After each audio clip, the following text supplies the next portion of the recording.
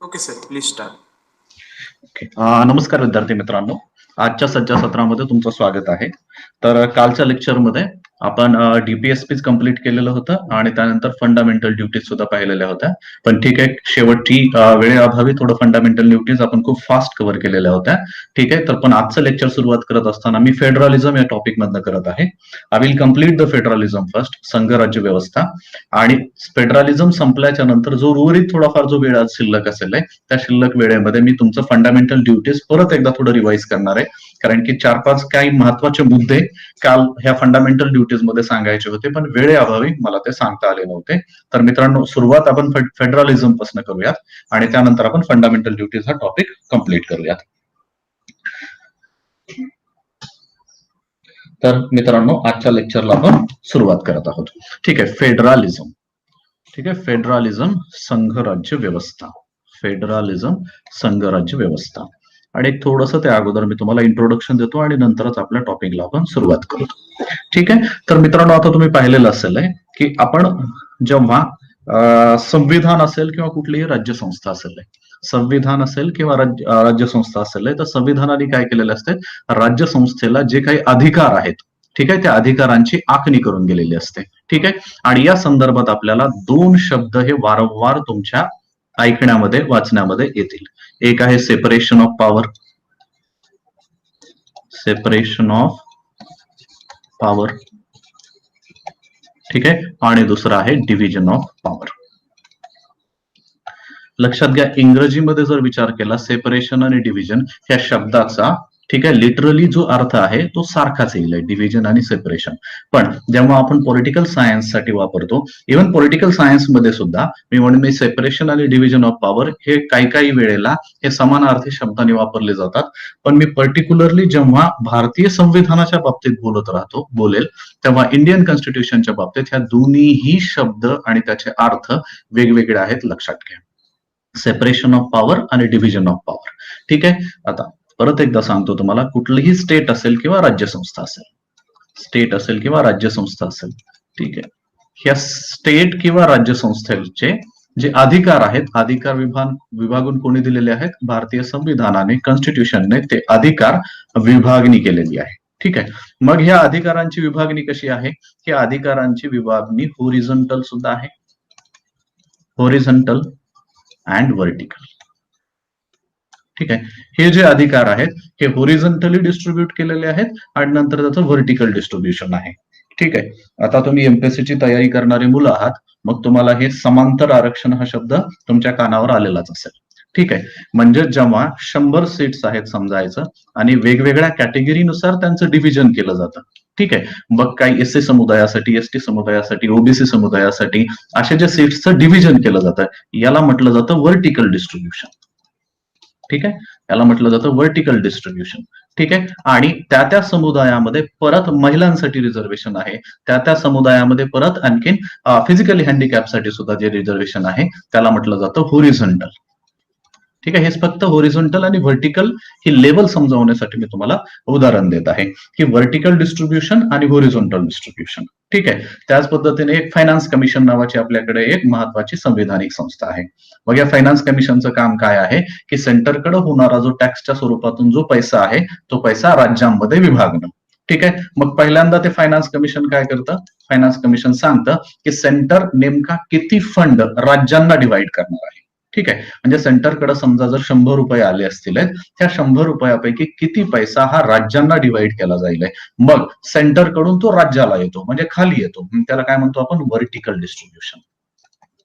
ठीक आहे, आलं लक्षात? त्याला काय म्हणतो आपण? Vertical distribution of the proceeds of the tax.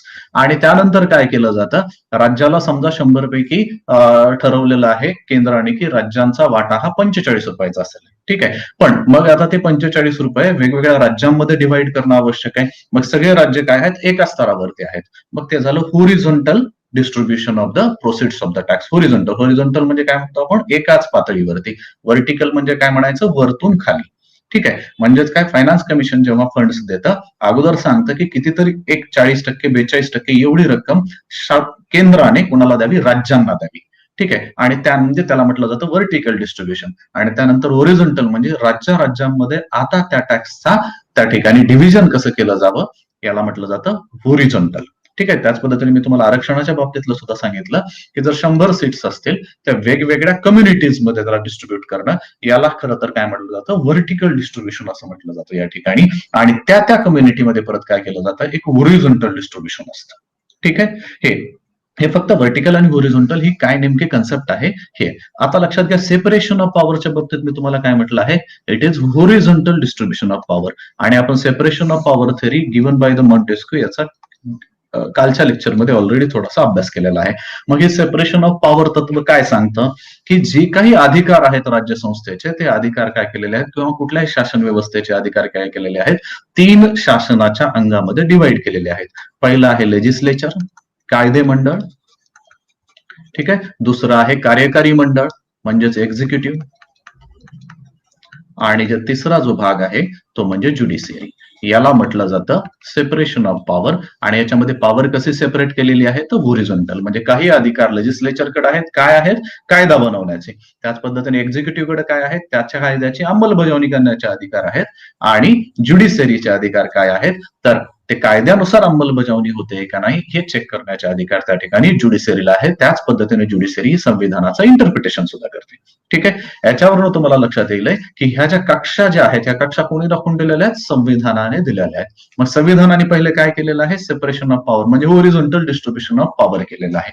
पण मित्रांनो लक्षात घ्या, भारतीय संविधानाने हे सेंटर्स ऑफ द पॉवर जे आहेत ते फक्त एकच केलेलं नाही. भारतीय संविधानानुसार सेंटर्स ऑफ द पॉवर खरं तर 2 आहेत. आणि आज मला म्हणावं लागेल 73व्या घटना दुरुस्तीनंतर सेंटर ऑफ पॉवर आता 3 झालेले आहेत. ठीक आहे. आता माझ्या उदाहरणावरनं तुम्हाला लक्षात येईल. डिव्हिजन ऑफ पॉवर, ठीक आहे, जे की व्हर्टिकल डिस्ट्रीब्युशन ऑफ पॉवर आहे. संविधानाने काय केलेलं आहे, पहिले एक सेंट्रल गव्हर्नमेंट किंवा याला आपण युनियन गव्हर्नमेंट म्हणू शकतो किंवा याला नॅशनल गव्हर्नमेंट सुद्धा म्हणू शकतो. सेंट्रल गव्हर्नमेंट, युनियन गव्हर्नमेंट और नॅशनल गव्हर्नमेंटची स्थापना केलेली आहे. ठीक आहे. आणि त्याच पद्धतीने स्टेट गव्हर्नमेंट सुद्धा आहेत. बरोबर आहे. स्टेट गव्हर्नमेंट किंवा त्याला आपण प्रोव्हिन्शियल गव्हर्नमेंट म्हणू, राज्य लेवलवरती, त्याची स्थापना सुद्धा कोणी केलेली आहे, संविधानानेच केलेली आहे. मग तुम्ही सांगा हे डिस्ट्रीब्युशन होरिझॉन्टल झालं की व्हर्टिकल झालं? हे डिस्ट्रीब्युशन व्हर्टिकल डिस्ट्रीब्युशन झालं का? याच्यामध्ये वरच्या लेवलला कोण आहे, सेंटर आहे, सेंट्रल युनियन गव्हर्नमेंट आहे. आणि त्याच्या खालच्या लेवलला कोण आहे, स्टेट गव्हर्नमेंट आहे आणि प्रोव्हिन्शियल गव्हर्नमेंट आहे. पण इथं लक्षात घ्या की सेंट्रल गव्हर्नमेंटनी स्टेट गव्हर्नमेंटची स्थापना केलेली नाही. तर स्टेट गव्हर्नमेंटची स्वतः जी स्थापना आहे ती कशाच्या आधारावरती झालेली आहे, संविधानाच्या आधारावरती झालेली आहे. म्हणजेच काय, या ठिकाणी स्टेट गव्हर्नमेंटचं जे स्थान आहे it is independent of the central government. Independent of central government. ठीक आहे. It is independent of the central government. म्हणजेच काय, त्या ठिकाणी केंद्र आणि राज्य असे 2 शासन व्यवस्था निर्माण केलेल्या आहेत. आणि तुम्हाला माहिती आहे राज्याच्या लेवलवरती सुद्धा आपल्याला काय म्हणता येईल, राज्याच्या लेवलवरती सुद्धा काय आहे, लेजिस्लेचर आहे, एक्झिक्युटिव्ह आहे, ठीक आहे, आणि ज्युडिशियरी आहे. ठीक आहे. पण इथे एक मित्रांनो लक्षात घ्या की ज्युडिशियरी जी आहे, ठीक आहे, सेंट्रल लेवलची ज्युडिशियरी आणि स्टेट लेवलची ज्युडिशियरी ही काय आहे, आपल्याकडे इंटेग्रेटेड आहे, एकमेकाशी एकरूप आहेत, खरं तर इंटेग्रेटेड आहेत. ठीक आहे. का? कारण की सुप्रीम कोर्ट त्याच्याखाली हायकोर्ट आहे. ठीक आहे. म्हणून इथं ज्युडिशियरी अर्थार्थी कम्प्लीट सेपरेट नाहीये. पण लेजिस्लेचर आणि एक्झिक्युटिव्ह जे आहेत, लेजिस्लेचर आणि एक्झिक्युटिव्ह जे आहेत ते सेंट्रल लेवलचे आणि स्टेट लेवलचे हे वेगवेगळे आहेत. आणि त्यांचं स्थान निश्चिती कुणी केलेली आहे तर त्यांचे अधिकार, त्यांचे कार्यक्षेत्र, त्यांच्या स्ट्रक्चर, कंपोजिशन, ह्या सगळ्या ज्या गोष्टी आहेत ह्या संविधानाने निश्चित केलेल्या आहेत. स्टेट गव्हर्नमेंटला त्यांच्या अस्तित्वासाठी सेंट्रल गव्हर्नमेंटवरती त्या ठिकाणी अवलंबून असण्याची आवश्यकता नाही. मग अशा पद्धतीचं व्हर्टिकल डिस्ट्रीब्युशन ऑफ पॉवर जे आहे त्याला म्हटलं जातं division of power. This is division of power. मग इथे डिव्हिजन ऑफ पॉवर कोणामध्ये केलेलं आहे, सेंट्रल गव्हर्नमेंट आणि स्टेट गव्हर्नमेंट यांच्यामध्ये डिव्हिजन केलेलं आहे. आणि त्याच नंतर काय म्हणावं लागेल आपल्याला, एक third tier of the constitution आहे. Third tier of the constitution ज्याला आपण पंचायत राज आणि नागरी प्रशासन असं म्हणतो, पंचायत राज. ठीक आहे. पंचायत राज काय आहेत, ह्या रुरल लोकल बॉडीज आहेत. त्याच पद्धतीने अर्बन लोकल बॉडीज हे जे आहे याला 73rd आणि 74th कॉन्स्टिट्यूशन अमेंडमेंटच्या नंतर आपल्याला म्हणू शकतो की third tier of the constitution, असे तिसरं काय म्हणता येईल की पॉवर सेंटर सुद्धा आपण तयार केलेलं आहे. पण आजही भारतामध्ये जर बघितलं तर पंचायत राज किंवा अर्बन लोकल बॉडी आणि रुरल लोकल बॉडी यांचे जे अधिकार आहेत ते अधिकार थोडेसे कमी आहेत. ठीक आहे, म्हणून आपण जेव्हा फेडरलिझम ह्या कन्सेप्टचा अभ्यास करतो तेव्हा आपल्याला ह्या व्हर्टिकल डिव्हिजन ऑफ पॉवर विषयी समजून घ्यावं लागतं. आणि ह्या व्हर्टिकल डिव्हिजन ऑफ पॉवर म्हणजेच काय, सेंट्रल गव्हर्नमेंट आणि स्टेट गव्हर्नमेंटमध्ये हे जे अधिकार आहेत ते अधिकार विभागून दिलेले आहेत संविधानाने, आणि म्हणूनच याला म्हटलं जातं फेडरलिझम. ठीक आहे, आता फेडरलिझम म्हणजेच काय, संघ राज्य व्यवस्था. फेडरलिझम म्हणजेच आपण त्याला म्हणतो संघ राज्य व्यवस्था, म्हणजे याच्यामध्ये 2 सेंटर्स ऑफ द पॉवर असतात. तर या एक साधारणतः इंट्रोडक्शन नंतर आपण काय करूयात मित्रांनो, की आजच्या लेक्चरला आपण या ठिकाणी कंटिन्यू करूयात, मग तुम्हाला बऱ्याच गोष्टी लक्षात येतील. ठीक आहे, आता the governments can be classified. ठीक आहे, जर इन जनरल पाहिलं तर governments can be classified into unitary आणि फेडरल गव्हर्नमेंट. ठीक आहे, आता हे एक थोडक्यात समजून घेऊयात. ठीक आहे, गव्हर्नमेंट्स जे काय आहेत, राज्य संस्था ज्या आहेत, ठीक आहे, म्हणजे शासन व्यवस्था आपण म्हणू या ठिकाणी. ठीक आहे, शासन व्यवस्था ह्या 2 प्रकारच्या असतात. एक असेल युनिटरी आणि दुसरी फेडरल. युनिटरी आणि दुसरी असेल फेडरल. ठीक आहे, उदाहरणार्थ भारत, अमेरिका या ठिकाणी काय आहे, 2 प्रकारचे गव्हर्नमेंट आहेत. सेंट्रल गव्हर्नमेंट, ठीक आहे, आणि सेंट्रल गव्हर्नमेंट किंवा युनियन गव्हर्नमेंट त्याला म्हणू. ठीक आहे, आणि त्याच पद्धतीने काय आहे, स्टेट गव्हर्नमेंट किंवा प्रोव्हिन्शियल गव्हर्नमेंट सुद्धा आहेत. अशा पद्धतीचं जे स्ट्रक्चर आहे जिथे 2 centres of the power, 1 above and second below it. ठीक आहे, पण त्या दोघांचं अस्तित्व ते काय आहे, इंडिपेंडंट आहे. याला काय म्हणतो आपण, फेडरल स्ट्रक्चर. याला म्हणायचं आपण संघ राज्य व्यवस्था. संघ राज्य व्यवस्था असं म्हटलं जातं. ठीक आहे, तर युनिटरी गव्हर्नमेंट्स काय असतील, त्या युनिटरी गव्हर्नमेंट्स मध्ये काय असेल, फक्त सेंट्रल किंवा युनियन गव्हर्नमेंट असेल. सेंट्रल, युनियन किंवा नॅशनल गव्हर्नमेंट असेल. सेंट्रल युनियन म्हणजे तिथल्या संविधानाने फक्त कुणाचे अधिकार सांगितलेले आहेत, सेंट्रल गव्हर्नमेंटचे, युनियन गव्हर्नमेंटचे किंवा नॅशनल गव्हर्नमेंटचे अधिकार त्या ठिकाणी स्पष्ट केलेले आहेत. आणि जर स्टेट गव्हर्नमेंट अस्तित्वात असतीलच, समजा स्टेट गव्हर्नमेंट अस्तित्वात असतील, तर ते अथॉरिटी त्यांची कुणाकडनं डिराईव्ह करतात, त्या संविधानाकडनं त्यांची अथॉरिटी डिराईव्ह करत नाहीत, तर सेंट्रल युनियन गव्हर्नमेंट कडनं त्यांची अथॉरिटी ते डिराईव्ह करतात. म्हणजेच काय मला म्हणायचंय, या ठिकाणी असणाऱ्या स्टेट गव्हर्नमेंटचं अस्तित्व कुणावरती अवलंबून आहे, त्यांचं अस्तित्व सेंट्रल गव्हर्नमेंटवरती अवलंबून आहे. म्हणून अशा शासन व्यवस्थेला युनिटरी शासन व्यवस्था असं म्हणतात, एकात्म शासन व्यवस्था म्हणतात. तर ज्या ठिकाणी 2 सेंटर्स ऑफ द पॉवर आहेत आणि दोन्ही सेंटर्स ऑफ द पॉवर हे इंडिपेंडंट ऑफ इच अदर आहेत, त्याला संविधानाचं अधिष्ठान आहे, संविधानाने त्यांचे अधिकार क्षेत्र राखून दिलेलं आहे. अशा वेळेला अशा शासन व्यवस्थेला फेडरल गव्हर्नमेंट किंवा संघ राज्य व्यवस्था, फेडरल सिस्टम, संघ राज्य व्यवस्था असं म्हटलं जातं. ठीक आहे, मग the governments can be classified into 2. एक आहे युनिटरी, दुसरं federal, on the basis of nature of relations between national government and the regional government. त्या ठिकाणचं नॅशनल गव्हर्नमेंट आणि रिजनल गव्हर्नमेंट मध्ये नेमकं रिलेशन काय आहे, संबंध काय आहे, त्याच्यावरनं त्या शासन व्यवस्थेला एकतर युनिटरी, एकात्म किंवा फेडरल म्हणता येईल. आता युनिटरी गव्हर्नमेंट्स मध्ये काय आहे, all powers are vested in the national governments. All powers are vested in the national government.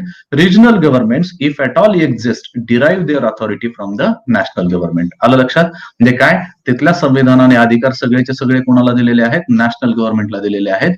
एकतर रिजनल गव्हर्नमेंट असणार नाहीत, म्हणजे स्टेट गव्हर्नमेंट किंवा प्रोव्हिन्शियल गव्हर्नमेंट असणार नाहीत, आणि असले तरीही त्यांची अथॉरिटी कुणाकडनं आलेली आहे, नॅशनल गव्हर्नमेंटकडनं आलेली आहे. त्यांची अथॉरिटी संविधानातून आलेली नसेल. ठीक आहे, आणि त्याचे जर उदाहरणं द्यायचे झाले तर Britain, France, Japan, China, Italy, Belgium, Norway, Sweden, Spain या कंट्रीज मध्ये काय आहे, एक युनिटरी गव्हर्नमेंट एस्टॅब्लिश झालेलं आहे. त्या ठिकाणी फक्त नॅशनल गव्हर्नमेंट्स आहेत. संविधानाने तिथल्या नॅशनल गव्हर्नमेंटचेच अधिकार सांगितलेले आहेत, आणि नॅशनल गव्हर्नमेंट पासून मग त्या ठिकाणी रिजनल गव्हर्नमेंट त्या ठिकाणी अस्तित्वात आलेले असू शकतात. ठीक आहे. जसं ब्रिटनमध्ये रिजनल गव्हर्नमेंट्स आहेत, पण त्यांची अथॉरिटी कुणाकडनं येते? नॅशनल गव्हर्नमेंटकडनं येते. त्या ठिकाणचं जे युनियन गव्हर्नमेंट आहे त्याच्यामधनं येते. आपण फेडरल गव्हर्नमेंट काय म्हणतो आपण? Powers are divided between the national government and regional government by the constitution. कुणी केलेले आहेत हे डिव्हिजन? हे संविधानाने केलेले आहेत आणि both operate in their respective jurisdiction independently. आणि दोन्ही काय करतात? त्यांच्या त्यांच्या जे काही अधिकार क्षेत्र आहेत त्या अधिकार क्षेत्रामध्ये इंडिपेंडंटली त्या ठिकाणी काम करतात. आणि त्याचे उदाहरण आहेत USA, Switzerland, Australia, Canada, Russia, Brazil, Argentina and India. आलं का लक्षात तुम्हाला? कन्सेप्ट समजला सगळ्यात महत्वाचा पहिल्यांदा की युनिटरी गव्हर्नमेंट म्हणजे नेमकं काय आणि फेडरल गव्हर्नमेंट म्हणजे काय याचा आपण या ठिकाणी संबंध स्पष्ट केलेला आहे. आणि त्याच वेळेला मी तुम्हाला एक आयडिया सुद्धा क्लिअर केली की भारत काय आहे?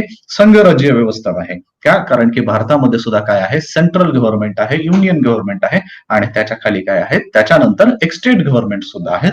आणि स्टेट गव्हर्नमेंटचं जे अस्तित्व आहे हे सेंट्रल गव्हर्नमेंटवरती अवलंबून नाही, तर त्यांचं अस्तित्व काय आहे? कोणी सांगितलेलं आहे? कॉन्स्टिट्यूशननी आखून दिलेलं आहे. ठीक आहे. आता नॅशनल गव्हर्नमेंट्सला वेगवेगळे शब्द आहेत. जे नॅशनल गव्हर्नमेंट्स आहेत त्यांना आपण फेडरल गव्हर्नमेंट म्हणतो, सेंट्रल गव्हर्नमेंट म्हणतो, युनियन गव्हर्नमेंट, असे हे वेगवेगळे शब्द आहेत. ठीक आहे. हे समानार्थी शब्द आहेत. याचा तुम्ही स्क्रीनशॉट सुद्धा काढून ठेवा. नॅशनल गव्हर्नमेंट म्हणजे फेडरल गव्हर्नमेंट, जसं USA मधले तिथलं जे सेंट्रल गव्हर्नमेंट आहे त्याला म्हटलं जातं फेडरल गव्हर्नमेंट. ठीक आहे. नंतर सेंट्रल गव्हर्नमेंट भारतामध्ये शब्द वापरला जातो किंवा भारतामध्ये युनियन गव्हर्नमेंट हा सुद्धा शब्द त्या ठिकाणी वापरला जातो. रिजनल गव्हर्नमेंट्सलाच आपल्याला म्हणता येईल स्टेट गव्हर्नमेंट्स किंवा प्रोव्हिन्शियल गव्हर्नमेंट्स. आणि जसं भारतामध्ये रिजनल गव्हर्नमेंटला स्टेट गव्हर्नमेंट म्हटलं जातं, स्टेट्स. ठीक आहे. तसं वेगवेगळ्या राज्यांमध्ये, वेगवेगळ्या देशांमध्ये त्याला वेगवेगळ्या नावाने संबोधलं जातं. त्या सुद्धा आपण नंतर पाहूयात. ठीक आहे. याचा स्क्रीनशॉट काढून ठेवा. हे फक्त समानार्थी शब्द आहेत म्हणून या ठिकाणी मी मांडलेले आहेत. उद्या तुम्हाला कन्फ्युजन व्हायला नको की फेडरल गव्हर्नमेंट म्हणजे नेमकं कोणतं. फेडरल गव्हर्नमेंट म्हणजेच काय आहे? National government. तुम्हाला रिजनल, स्टेट आणि प्रोव्हिन्शियल यामध्ये कन्फ्युजन होणार नाही. पण फेडरल गव्हर्नमेंट का? कारण की फेडरलिझम शब्द जो आहे तो थोडासा काय सांगतो की या ठिकाणचं जे पॉवर स्ट्रक्चर आहे ते राज्यांकडे झुकलेलं आहे. ठीक आहे. पॉवर स्ट्रक्चर राज्यांकडे जेवढं जास्त झुकेलंय तेवढं आपण म्हणतो स्ट्रॉंग फेडरल आहे. पण फेडरल गव्हर्नमेंट हा शब्द काय सांगतो? सेंट्रल गव्हर्नमेंटला उद्देशून त्या ठिकाणी फेडरल गव्हर्नमेंट शब्द वापरतो. म्हणून तुम्ही फेडरलिझम या संकल्पनेवरनं फेडरल गव्हर्नमेंट हे लक्षात ठेवा. फेडरलिझम आणि फेडरल गव्हर्नमेंट. फेडरल गव्हर्नमेंट हे कधीही सेंट्रल गव्हर्नमेंटला म्हटलं जातं. पण फेडरलिझम, जर फेडरलिझमची डिग्री समजली आपण, ठीक आहे, एक स्केल काढली आपण, किंवा लो फेडरल काही कंट्री आहेत, काही कंट्रीज आहेत स्ट्रॉंगली फेडरल. ठीक आहे. जसं भारताला आपण क्वासी फेडरल सुद्धा म्हटलं जातं, म्हणजे काही फीचर्स फेडरलचे आहेत, काही युनिटरीचे सुद्धा आहेत. ठीक आहे. मग अशा काही कंट्रीज आहेत ज्यांचं फेडरलिझमची जी स्ट्रेंथ आहे ती थोडीशी लो आहे. ठीक आहे. आणि काही कंट्रीज असतात ज्यांच्यामध्ये फेडरलिझमची स्ट्रेंथ जी आहे ती खूप स्ट्रॉंग आहे. ठीक आहे. एकच मिनिट मित्रांनो. हा, तर मग याच्यावरून तुम्हाला काय लक्षात येतं? याच्यावरून मला तुम्हाला काय सांगायचंय की जेवढे फेडरल फीचर जास्त आहेत, म्हणजेच काय, जे हे पॉवर स्ट्रक्चर जे आहे, जेवढं स्टेटच्या हातात जास्तीचे पॉवर आहेत तेवढं फेडरलिझम स्ट्रॉंग समजलं जातं. येतंय लक्षात? जेवढे जास्तीचे अधिकार स्टेटला आहेत तेवढं स्ट्रक्चर फेडरलिझमचं स्ट्रॉंग आहे. म्हणजे हे स्केल जेव्हा पाहिली आपण तर स्केल सगळ्यात स्ट्रॉंग कधी म्हणता येईल? जेव्हा त्या ठिकाणचे, त्या संस्थेमधले जे काही प्रोव्हिन्शियल गव्हर्नमेंट आहे, स्टेट गव्हर्नमेंट आहेत, रिजनल गव्हर्नमेंट आहेत ते खूप स्ट्रॉंग आहेत. तिथे आपल्याला म्हणता येईल की तिथलं फेडरलिझम खरंच खूप स्ट्रॉंग आहे. ठीक आहे. पण जेव्हा गव्हर्नमेंटचं नाव घेतलं जातं फेडरल गव्हर्नमेंट म्हणजेच नॅशनल गव्हर्नमेंट. हे कन्फ्युजन होऊ नये म्हणून मी तुम्हाला या ठिकाणीच क्लिअर करत आहे. ठीक आहे. आता हा फेडरेशन हा टर्म आली कुठून? टर्म फेडरेशन आली कुठून? तर term federation is derived from the Latin word, त्याला आहे फीडस. या फीडसचा अर्थ काय आहे? Treaty or agreement. Treaty or agreement.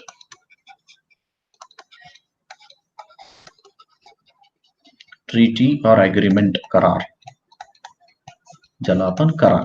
ठीक आहे. Term federation is derived from a Latin word foedus which means treaty or agreement, त्यालाच आपण म्हणू करार.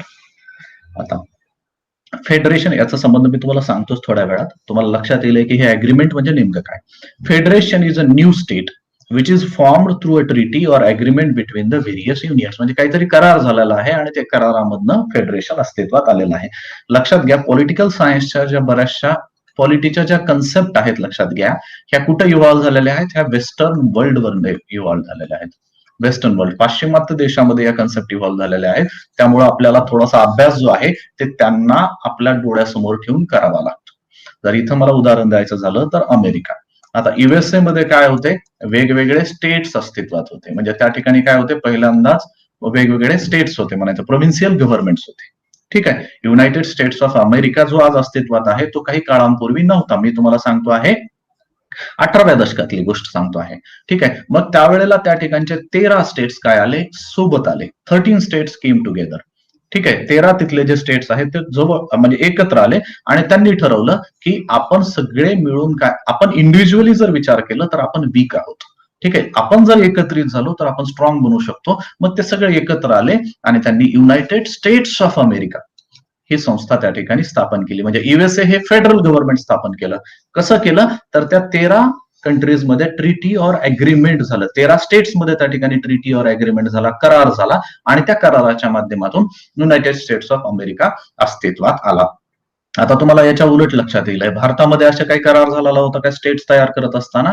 नाही. भारतामध्ये ऑलरेडी सेंट्रल गव्हर्नमेंट होतं आणि त्यानंतर सेंट्रल गव्हर्नमेंटने काय केलं? वेगवेगळे स्टेट्स तयार केले. काय? कारण की आपला जेव्हा पॉलिटिकल हिस्ट्री आहे, ही पॉलिटिकल हिस्ट्री ही थोडी ब्रिटिशांच्या सोयीनं बनलेली हिस्ट्री आहे, लक्षात घ्या.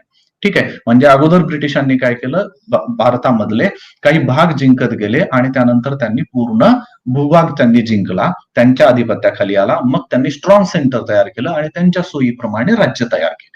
ठीक आहे. It is exactly opposite of the USA. युएसएच्या एक्झॅक्टली अपोजिट आहे.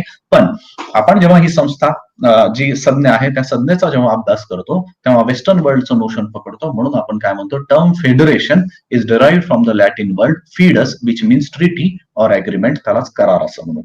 म्हणजेच काय? Federation is a new state or political system which is formed through a treaty or agreement between the various units. म्हणजेच काय?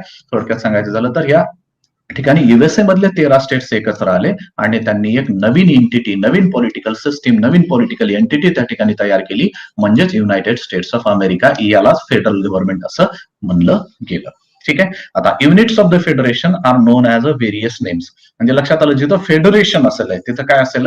एक सेंट्रल गव्हर्नमेंट असेल. ठीक आहे. फेडरेशन जिथं असेल तिथं एक सेंट्रल गव्हर्नमेंट असेल आणि त्या पद्धतीने रिजनल गव्हर्नमेंट सुद्धा असतील. ठीक आहे. मग आता units of the federation are known by various names. म्हणजे जे स्टेट्सचे युनिट्स आहेत म्हणायचं, रिजनल गव्हर्नमेंट्स आहे. युएसए मध्ये स्टेट्स म्हटलं जातं, इंडियामध्ये सुद्धा त्याला काय म्हटलं जातं? स्टेट्स म्हटलं जातं. पण स्वित्झर्लंडमध्ये त्यांना काय म्हटलं जातं? कॅन्टन्स. ठीक आहे. मग तिथे काही वेगवेगळे कॅन्टन्स आहेत. या तिथल्या स्टेट्सचं नाव, रिजनल गव्हर्नमेंटचं नाव काय आहे? कॅन्टन्स आहे. ठीक आहे. कॅनडामध्ये त्याला प्रोव्हिन्सेस म्हटलं जातं. तर रशियामध्ये त्यांना रिपब्लिक्स म्हटलं जातं. ठीक आहे. रशियामध्ये काय म्हटलं जातं? रिपब्लिक्स म्हटलं जातं. ठीक आहे. आता याच वेळेला आणखीन एक शब्द मी तुम्हाला सांगू इच्छितो. तो शब्द आहे फेडरेशन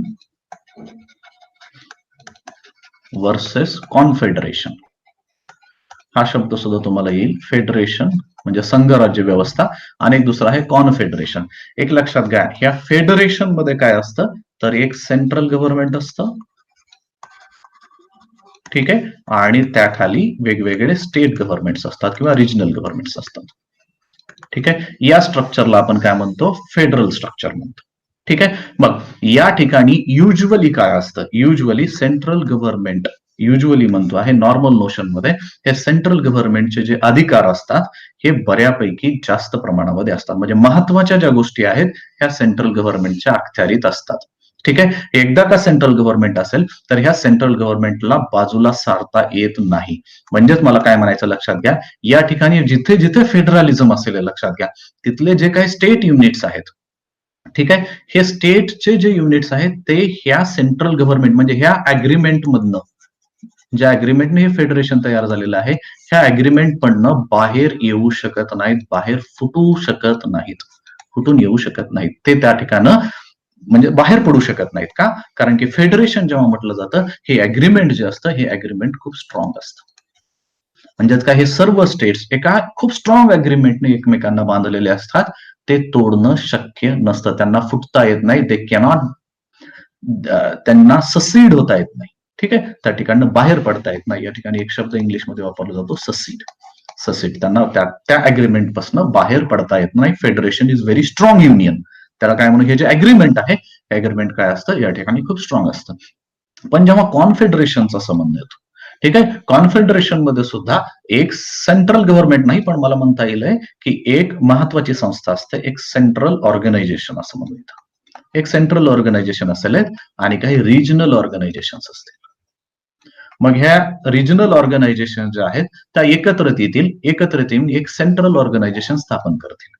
ठीक आहे का? कारण की रिजनल ऑर्गनायझेशन इंडिव्हिज्युअली वीक असते, पण अशी एक सेंट्रल ऑर्गनायझेशन जर तयार केली तर काय होईल, त्या सेंट्रल ऑर्गनायझेशनकडे अधिकार थोड्या प्रमाणामध्ये जास्तीचे असतील, त्यांचा इम्पॅक्ट थोडा जास्त असेल. पण लक्षात घ्या, जेव्हा मी कॉन्फेडरेशन हे शब्द वापरतो तेव्हा मला असं म्हणावं लागेल, हे जे अग्रीमेंट आहे, ठीक आहे, हे agreement between the regional organisation, ज्यांनी अग्रीमेंट कडून एक सेंट्रल ऑर्गनायझेशन स्थापन केलेली आहे, हे अग्रीमेंट काय असतं, वीक असतं. म्हणजेच मला या ठिकाणी म्हणायचंय की या ठिकाणचे रिजनल ऑर्गनायझेशन केव्हाही ह्या सेंट्रल ऑर्गनायझेशन पासून बाहेर पडू शकतात.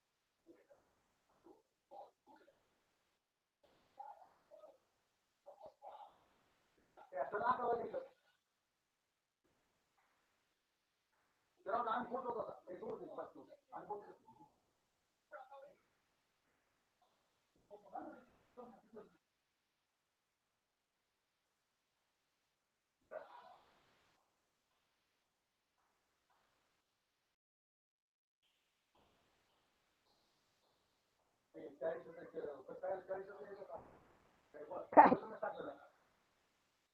तुम्ही पण लाईट गेली वाटते आता.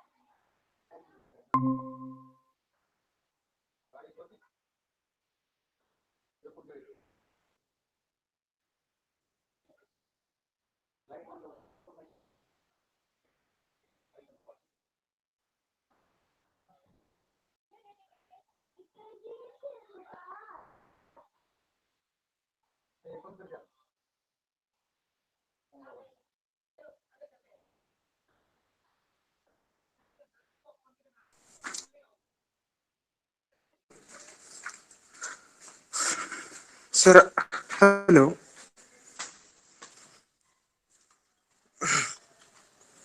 सर आवाज गेला आहे.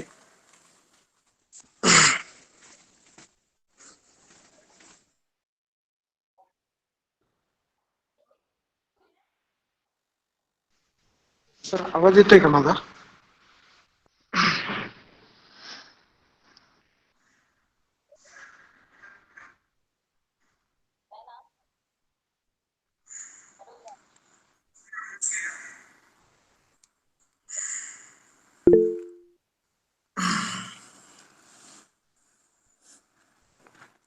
एकच मिनिट मित्रांनो.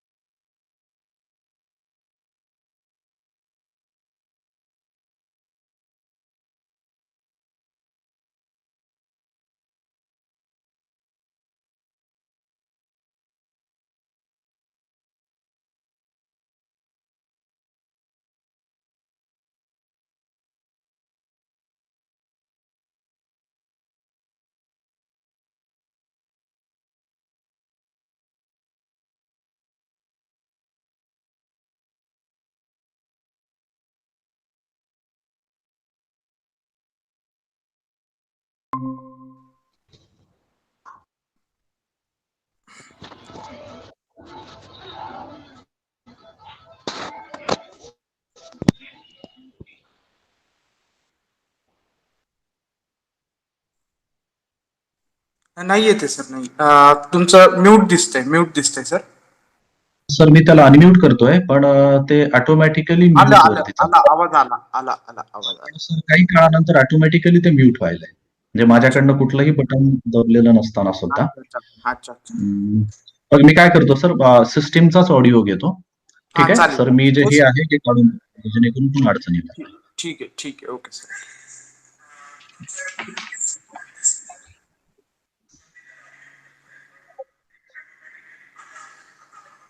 हा सर, माझा आवाज येतोय आता? येतोय sir. Yes, please continue. I continue. Thank you. Okay. तर 1-2 मिनिटांमध्ये मी जी पाठीमागच्या तुम्हाला जे सांगितलेली गोष्ट आहे ती मी परत एकदा रिपीट करतो. Federation can be framed in 2 ways. मी तुम्हाला सांगितलेलं होतं. One is coming together federation and second is coming together federation and second is the holding together federation. coming together आणि holding together. जसं एक्झाम्पल आहे युनायटेड स्टेट्स ऑफ अमेरिका. आता हे coming together federation मध्ये काय झालेलं होतं, बाय वे ऑफ इंटेग्रेशन. मग मी तुम्हाला काय सांगितलं होतं, United States of America USA मध्ये असणारे, युएसए अगोदर अस्तित्वात होतं का? नाही. तर त्या ठिकाणी वेगवेगळे स्टेट्स होते. 13 स्टेट्स होते. ह्या 13 स्टेट्सने सुरुवातीला एकत्र आले. कधी आले? 1787 ला. 1787 ला हे 13 स्टेट्स एकत्र आले आणि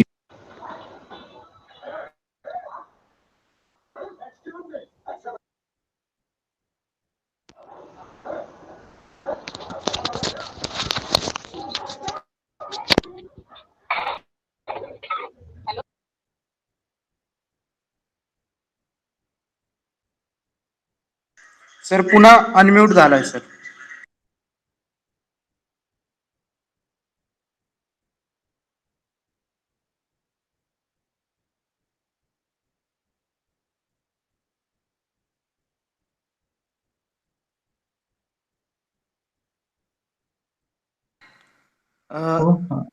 हा आला सर. आता आवाज येत असेल पण हा सर ऑटोमॅटिक माझ्याकडनं कुठलं बटन वगैरे नाही झालेलं. ती कदाचित सिस्टीम मला सर नोटिफाय करत राहा सर आवाज गेल्याच्या. Yes sir.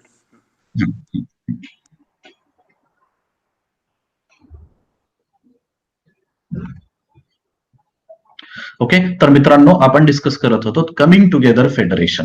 ठीक आहे, कमिंग टुगेदर फेडरेशन म्हणजेच अमेरिकेमधलं युएसए ज्या ठिकाणी 13 स्टेट्स एकत्रित आले आणि 13 स्टेट्स एकत्र येऊन त्या ठिकाणी एक फेडरल गव्हर्नमेंट त्या ठिकाणी स्थापन झालं आणि त्या federal government so coming together वेगवेगळे स्टेट्स काय आले एकत्र येऊन त्यांनी फेडरल गव्हर्नमेंट तयार केलं बाय वे ऑफ इंटिग्रेशन एकत्रीकरण झालं तिथे एकत्रीकरण ठीक आहे एक्झाम्पल युएसए 1787 आणि सुरुवातीला 13 स्टेट्स होते आज अमेरिकेमध्ये किती स्टेट्स आहेत 50 स्टेट्स आहेत म्हणजे नंतर ह्या फेडरेशनला इतर जे 37 स्टेट्स आहेत ते over the period of time त्यांनी जॉईन केलं नंतर भारताचं जेव्हा आपण किंवा कॅनडाचं आपण जेव्हा एक्झाम्पल घेतो कॅनडा किंवा भारत हे काय आहे होल्डिंग टुगेदर फेडरेशन आहे होल्डिंग टुगेदर या अर्थानं की भारत त्या ठिकाणी अगोदरच अस्तित्वात होता अमेरिका त्यावेळेला अस्तित्वात होतं का युएसए अस्तित्वात नव्हता स्टेट्स अस्तित्वात होते स्टेट्स एकत्र आले पण या ठिकाणी भारताच्या बाबतीत काय म्हणावं लागेल भारत ऑलरेडी अस्तित्वात होता आणि नंतर भारतामध्ये काय केलं संविधानाच्या माध्यमातून वेगवेगळ्या स्टेट्सची त्या ठिकाणी निर्मिती केली गेली आणि भारताच्या बाबतीत उदाहरण द्यायचं झालं तर 1956 रोजी 14 स्टेट्स बनवलेले होते त्या 14 स्टेट्सचं रूपांतर हळूहळू वाढत गेलेलं आहे ठीक आहे आज आपल्याकडे किती स्टेट्स आहेत जम्मू आणि काश्मीर हे सुद्धा एकेकाळी स्टेट होतं म्हणून तेव्हा 29 स्टेट्स होते पण आता 29 वरनं आता परत आपल्याला काय म्हणावं लागेल 28 स्टेट्स आहेत ठीक आहे ही जी संख्या आहे over the period of time वाढलेली आहे ठीक आहे का कारण की भारतामध्ये होल्डिंग टुगेदर फेडरेशन आहे आणि वेगवेगळे स्टेट्स का बनले to grant the autonomy to the provinces and to promote the regional interest त्या ठिकाणी काही कारण असतो आपण हा चॅप्टर सुद्धा डिस्कस करणार आहोत की स्टेट्सची वेगवेगळ्या निर्मिती का झाली ठीक आहे त्यावेळेला तुमच्या लक्षात येईल पण या ठिकाणी कन्सेप्ट लक्षात घ्या coming together and holding together India is a example of holding together federation म्हणजेच काय federation can be formed in 2 ways either coming together by way of agreement or holding together ज्याला म्हणून म्हणजेच भारतासारख्या संस्थेमध्ये सेंट्रल गव्हर्नमेंटच काय central government as well as state government अगोदर सेंट्रल गव्हर्नमेंट या ठिकाणी अस्तित्वात होतं so Indian federal system is based on Canadian model and not on the American model ठीक आहे मग आता इथे तुम्हाला लक्षात येईल constitution of India provides for a federal system of government in the country the framers adopted the federal system भारतामध्ये federal system adopt करण्याचे कारण काय होते तर 2 महत्वाचे कारण त्या ठिकाणी सांगितले जातात एक large size of the country ठीक आहे size of the India is very huge खूप मोठी आहे आणि त्यामुळं काय होतं फक्त एकाच गव्हर्नमेंटवरनं त्याला मॅनेज करणं हे शक्य होईल का नाही म्हणून आपण काय केलं त्याचं वेगवेगळ्या युनिट्स मध्ये त्या ठिकाणी काय केलं संविधानाने युनिट्स बनवले गेले आणि वेगवेगळे स्टेट्स त्या ठिकाणी एस्टॅब्लिश केले गेले ठीक आहे इव्हन आजही म्हटलं जातं उत्तर प्रदेश भारतामधलं एक राज्य ते एवढं मोठं आहे की बऱ्याचशा युरोपियन कंट्रीज पेक्षा उत्तर प्रदेश हे मोठं आहे मग उत्तर प्रदेशचं सुद्धा डिव्हिजन केलं जावं त्याच पद्धतीने महाराष्ट्राच्या बाबतीत सुद्धा वेगळ्या विदर्भाची डिमांड आणखीन आजही आहे का कारण की महाराष्ट्र हा एक मोठा प्रदेश आहे याच्यामधनं विदर्भ वेगळं होऊ इच्छितं म्हणजे जेवढी जास्तीची साईज असेल तेवढं त्याच्यावरती गव्हर्नमेंट करणं त्याच्यावरती गव्हर्न करणं थोडंसं अवघड जातं म्हणून छोट्या छोट्या युनिट्समध्ये स्टेट्समध्ये त्याचं डिव्हिजन त्या ठिकाणी केलं जातं त्याच पद्धतीने सोशिओ कल्चरल डायव्हर्सिटी आणि आपल्याला आहे language was the one of the basis of reorganisation of states in India so it's not only the लँग्वेजच्या सोबतच काय येतं त्या ठिकाणच्या सोशिओ कल्चरल डायव्हर्सिटी सुद्धा आपल्याला लक्षात यावं लागतं वेगवेगळ्या सोशल प्रॅक्टिसेस भाषा सोबतच बदलतात आणि त्याला रिकॉग्नाइज करून आपण वेगवेगळ्या स्टेट्सची त्या ठिकाणी निर्मिती केली तर India adopted the federal system ठीक आहे युनिटरी न करता आपण फेडरल सिस्टम अडॉप्ट केली का केली कारण की भारताचा जो भूभाग आहे भारताचा प्रदेश जो आहे तो खूप मोठा आहे हे एक रिझन त्याच पद्धतीने भारतामध्ये असणार आहे जे की विविधता आहे डायव्हर्सिटी आहे विविधता डायव्हर्सिटी सोशिओ कल्चरल डायव्हर्सिटी आणि लँग्वेज या ठिकाणी खूप महत्वाचा या ठिकाणी एक घटक त्या ठिकाणी मानला गेला ठीक आहे आता भारतीय संविधानामध्ये काही फीचर्स फेडरल आहेत तर काही युनिटरी फीचर आहेत एक लक्षात घ्या आता फेडरल फीचर्स म्हणजे काय असे फीचर्स जे स्टेट्सला स्ट्रॉंग करतात ठीक आहे मी तुम्हाला काय सांगितलेलं होतं आता परत एकदा एक उदाहरण देतो फेडरलिझमची स्केल आपण विचार करतो फेडरलिझम ही एक संकल्पना आहे ठीक आहे फेडरलिझम ही संकल्पना आहे ज्यामध्ये 2 गव्हर्नमेंट आहेत आणि हा फेडरलिझमचा स्केल जर पकडला काय म्हणू स्ट्रॉंग इकडल्या साईडला आपण काय म्हणू वीक ठीक आहे आता फेडरलिझम मध्ये 2 गव्हर्नमेंट्स आहेत तुमच्या लक्षात आलं एक आहे सेंट्रल गव्हर्नमेंट दुसरा आहे स्टेट गव्हर्नमेंट मग फेडरलिझम किंवा हे फेडरल सिस्टम जे आहे, हे फेडरल स्ट्रक्चर जे आहे, हे स्ट्रॉंग कधी असेल, जेव्हा सेंट्रल इज इक्वल टू किंवा सेंट्रल पेक्षा अधिकार हे स्टेट्सचे जास्त असतील. हे पहा, हे कंपॅरिझन आहे, लक्षात घ्या. दिस इज कंपॅरेटिव्ह नोशन. ठीक आहे. सेंट्रल गव्हर्नमेंटला असणारे जे अधिकार आहेत आणि स्टेट गव्हर्नमेंटला जे असणारे अधिकार आहेत, त्या अधिकारांचं जर कंपॅरिझन केलं आणि लक्षात आलं की सेंट्रल गव्हर्नमेंटचे अधिकार हे स्टेट गव्हर्नमेंट एवढे आहेत किंवा थोडेसे कमी आहेत, अशा वेळेला आपण म्हणतो की ते फेडरलिझम जास्तीचं स्ट्रॉंग आहे. ठीक आहे. तर वीक कधी म्हणू, जेव्हा सेंट्रल गव्हर्नमेंटचे अधिकार जे आहेत ते थोडेसे स्टेट गव्हर्नमेंट पेक्षा जास्त आहेत, अशा फेडरल सिस्टीमला आपण काय म्हणतो, वीक अशी फेडरल सिस्टम म्हणतो. आता भारताच्या बाबतीत जर ह्या स्केलवरती जर अनालाइज करायचं झालं तर भारताची फेडरलिझम एकदम स्ट्रॉंग ही नाही. आता अमेरिकेचं उदाहरण देऊ आपण, युएसए. ठीक आहे. युएसए मध्ये काय आहे, अमेरिकेमध्ये एक फेडरल लिस्ट आहे, जे अधिकार संविधानाने सांगितलेले आहेत ते फेडरल लिस्ट, संविधानामध्ये फेडरल लिस्ट आहे, ज्या अधिकार क्षेत्रामध्ये त्या ठिकाणचं फेडरल गव्हर्नमेंट, सेंट्रल गव्हर्नमेंट काम करतं, आणि एक स्टेट लिस्ट आहे. ठीक आहे. स्टेट लिस्ट आहे. ह्या स्टेट लिस्टमध्ये त्या ठिकाणी काय केलेले आहेत, म्हणजे डिव्हिजन ऑफ पॉवर जे आहे ते संविधानाने केलेलं आहे. स्टेट लिस्ट मधले अधिकार स्टेट्सला दिलेले आहेत. ठीक आहे. पण त्यानंतर रेसिड्युअरी पॉवर असतात. एक रेसिड्युअरी पॉवर म्हणजे काय, अशा गोष्टी ज्या संविधानामध्ये मेन्शन केलेल्या नाहीत, शिल्लक गोष्टी ज्या कुठेच मेन्शन नाहीत, तर त्या रेसिड्युअरी पॉवर या स्ट्रक्चरमध्ये अमेरिकेमध्ये कुणाकडे असतात, स्टेटकडे आहेत. म्हणून अमेरिकेमध्ये काय म्हणावं लागेल मला, सेंट्रल गव्हर्नमेंट आणि स्टेट गव्हर्नमेंट यांचे अधिकार जर पाहिले तर थोडेसे बरोबरीचे अधिकार आहेत, आणि काही क्षेत्रामध्ये काही बाबतीत जर पाहिलं तर सेंट्रल गव्हर्नमेंटचे अधिकार हे स्टेट गव्हर्नमेंटपेक्षा थोडेसे कमी आहेत. म्हणून अमेरिकेमध्ये काय आहे, स्ट्रॉंग फेडरलिझम आहे. त्याच पद्धतीने भारतामध्ये काय आहे, तर सेंट्रल गव्हर्नमेंटचे अधिकार थोडेसे जास्तीचे आहेत स्टेट गव्हर्नमेंटपेक्षा. सेंट्रल गव्हर्नमेंटचे का, कारण की आपल्याकडे काय आहे, 3 लिस्ट ज्या असतात डिव्हिजन ऑफ पॉवरच्या, त्यामध्ये युनियन लिस्ट, स्टेट लिस्ट आणि कनकरंट लिस्ट, ह्या 3 लिस्ट असतात. ठीक आहे. ह्या 3 लिस्टचा जर आपण अभ्यास केला तर आपल्याला लक्षात येईल की जास्तीचे अधिकार आपल्याला युनियन गव्हर्नमेंटकडे आहेत. आपण याचं डिटेलिंग करणारच आहोत. तर युनियन गव्हर्नमेंटकडे जास्तीचे अधिकार आहेत, म्हणजे सेंट्रल गव्हर्नमेंटकडे त्या ठिकाणी जास्तीचे अधिकार आहेत. म्हणून Indian federalism is not as strong as USA. जेव्हा आपण युएसए सोबत कम्पेअर करतो तेव्हा आपल्याला म्हणता येईल की भारताचं फेडरल स्ट्रक्चर आहे ते थोडंसं युएसए पेक्षा वीक आहे. का, कारण की इथं 3 लिस्ट आहेत. कन्करंट लिस्ट वरती सेंट्रल गव्हर्नमेंटचा जो पगडा आहे तो जास्तीचा आहे, आणि भारतामध्ये रेसिड्युअरी पॉवर्स ज्या असतात त्या रेसिड्युअरी पॉवर कुणाकडे असतात, रेसिड्युअरी पॉवर ह्या सेंटरकडे असतात. ठीक आहे. म्हणजे भारतामधलं जे काही फेडरल स्ट्रक्चर आहे थोडंसं वीक आहे. आणि याच संदर्भात आपल्याला बघायचं झालं तर भारतामधलं जेव्हा संविधानाचा अभ्यास केला तर संविधानामध्ये आपल्याला काही युनिटरी फीचर्स सुद्धा सापडतात, तर काही फेडरल फीचर्स सुद्धा सापडतात. म्हणजे भारताच्या संविधानामध्ये काही फेडरल फीचर्स आहेत. ठीक आहे. तर त्याच पद्धतीने काही एकत्र शासन पद्धती जी आहे त्या एकत्र शासन पद्धतीच्या युनिटरीचे फीचर्स सुद्धा आपल्याला सापडतात. म्हणूनच भारताच्या फेडरलिझमला बरेच लोक त्या ठिकाणी जे एक्सपर्ट्स आहेत ते क्वासी फेडरल सुद्धा म्हणतात, क्वासी फेडरल. ओके. पण लक्षात घ्या, या ठिकाणीच मी क्लिअर करतो, federalism is a basic structure of the constitution, is a basic structure of the constitution, and India is a federal country. जर तुम्हाला विचारलं की भारतामध्ये फेडरलिझम आहे की क्वासी फेडरलिझम आहे, तर तुम्ही असं उत्तर देऊ शकता की yes, India is a federal country, no doubt, but there exist some unitary features. काही युनिटरी फीचर्स आहेत, पण या ठिकाणी फेडरल फीचर्स सुद्धा खूप महत्वाचे आहेत. तर आपण एक एक्झाम्पल वरनं आपण पाहूयात की कोणत्या युनिटरी, मग याच्यावरून तुम्हाला लक्षात येईल सेंटर जिथे स्टेट स्ट्रॉंग करतात, ज्या ठिकाणी स्टेट्सचा अधिकार क्षेत्र वाढवणारे फीचर्स जे असतील, स्टेट्सचे अधिकार क्षेत्र वाढवणारे फीचर्स, त्यांना फेडरल फीचर म्हटलं जातं. तर सेंट्रल गव्हर्नमेंटचे अधिकार वाढवणाऱ्या फीचरला काय म्हणता येईल आपल्याला, मग युनिटरी फीचर असं म्हणता येईल.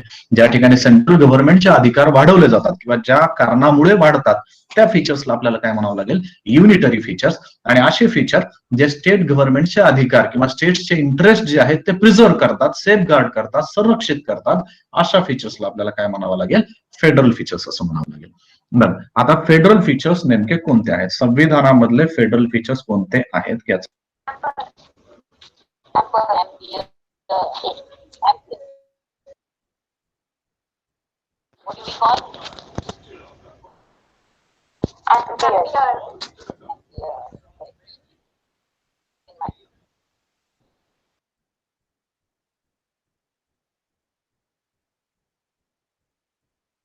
सर आवाज पुन्हा गेलाय सर.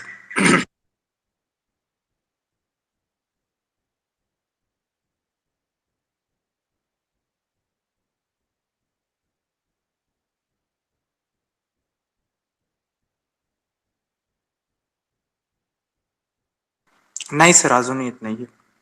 म्यूटच दिसतंय. म्यूट दिसतंय.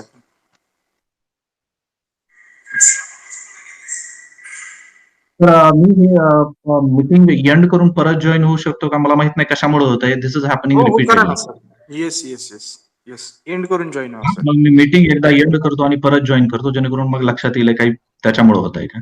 हो चालेल हो सर, मी मीटिंग चालेल एंड सर. करतो आणि परत एकदा जॉईन. Yes yes.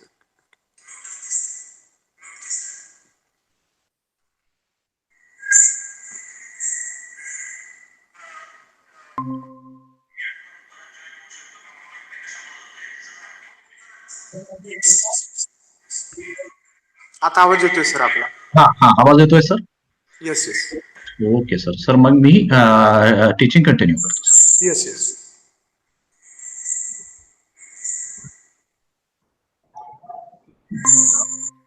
तर मित्रांनो, थोडासा टेक्निकल इश्यू येतो आहे, म्हणून तुम्हाला थोडंसं लेक्चर ची कंटिन्युटी मिस होताना लक्षात येईल, पण होपफुली आता इथून पुढे तो इश्यू येणार नाही.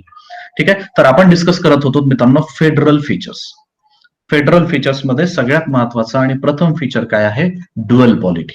ड्युअल पॉलिटी म्हणजे दोन प्रकारचे गव्हर्नमेंट, एक स्टेट गव्हर्नमेंट आणि दुसरं central government. So dual polity म्हणजे सेंट्रल गव्हर्नमेंट सुद्धा अस्तित्वात आहे, युनियन गव्हर्नमेंट आणि स्टेट गव्हर्नमेंट अस्तित्वात असणे याला म्हटलं जातं ड्युअल पॉलिटी. दोन पद्धतीचे, दोन प्रकारचे त्या ठिकाणी शासन व्यवस्था असणं, that is the federal feature.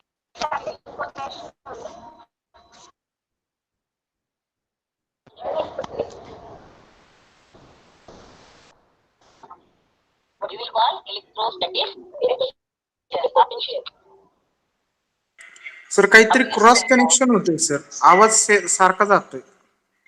वेगळाच आवाज येतोय. म्यूट झाले सर पुन्हा. हा हॅलो सर आवाज गेलाय सर पुन्हा.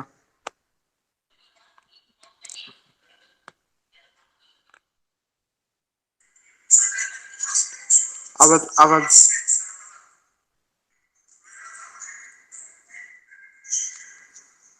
हॅलो सर आवाज गेलाय. हा हॅलो सर. हा हा सर, येतोय. नेमकं काय कारण असावं सर हे रिपीटेडली जात आहे, किंवा काय करता येऊ शकतं सर याला सोल्युशन? नाही सर मला तर आता काय होतंय, तुम्ही चालू असताना ना मध्येच दुसरा कुठला तरी आवाज येतोय मागून बॅकग्राऊंडला. आय थिंक ते तुमच्या पण मागून येत नाहीये असं माझ्या लक्षात आलंय, पण नेमकं आता हे कशामुळे होते कळत नाहीये. सर म्हणजे काही ह्या लाईन वरती इंटरफरन्स होतोय का कोणाकडनं? म्हणजे कारण हा की मी लाईन वरतीच सर काहीतरी क्रॉस कनेक्शन होतंय सर. दुसऱ्याच कुठल्या तरी मीटिंगचा आवाज येतोय. हा okay okay okay okay okay. हा मग सर याला पर्याय काय असू शकतो? नाही आता काय जर आपण जर कंटिन्यू पूर्णपणे करा. कंटिन्यू करा सर. हा आपण काही अडचण आली तर मी तुम्हाला कळवतो अनम्यूट झालं तर पुन्हा. किंवा सर हा जो व्हिडिओ ब्रेक करून परत नवीन मीटिंग आयडी तयार करून असं काही करता येऊ शकतं का? हा तसं करता येऊ तर शकते. त्याच्यामुळं लेक्चरची कंटिन्युटी मिस होईल का? नाही नाही नाही होणार सर. मित्रांनो आपण एक 2च मिनिटं थांबूया. मी लगेच पुन्हा आपल्याला जॉईन करतो सर. 1च हो मिनिट सर, सर. चालेल सर. 1-2 मिनिटाचा ब्रेक घेऊयात, कारण की हे रिपीटेडली आलं तर मग आपल्याला पुढे जाता येणार नाही व्यवस्थित. Yes yes yes yes sir. Yes okay. Okay sir.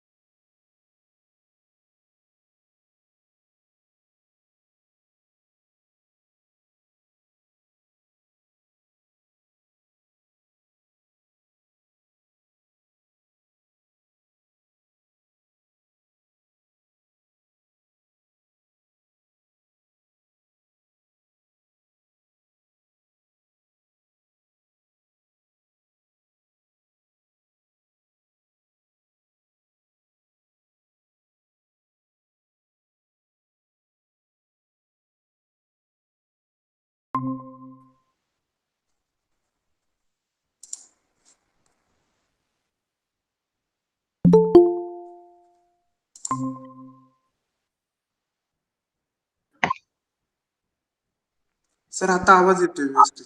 हा सर, येतोय आवाज आता? येस ठीक येस आहे. येस. हा, चालेल सर. मग लगेच आपण सर लेक्चरला हे करतो मी. चालतं. होपफुली आता अडचण येणार नाही. Yes sir. Okay sir. Present करतोय सर मी.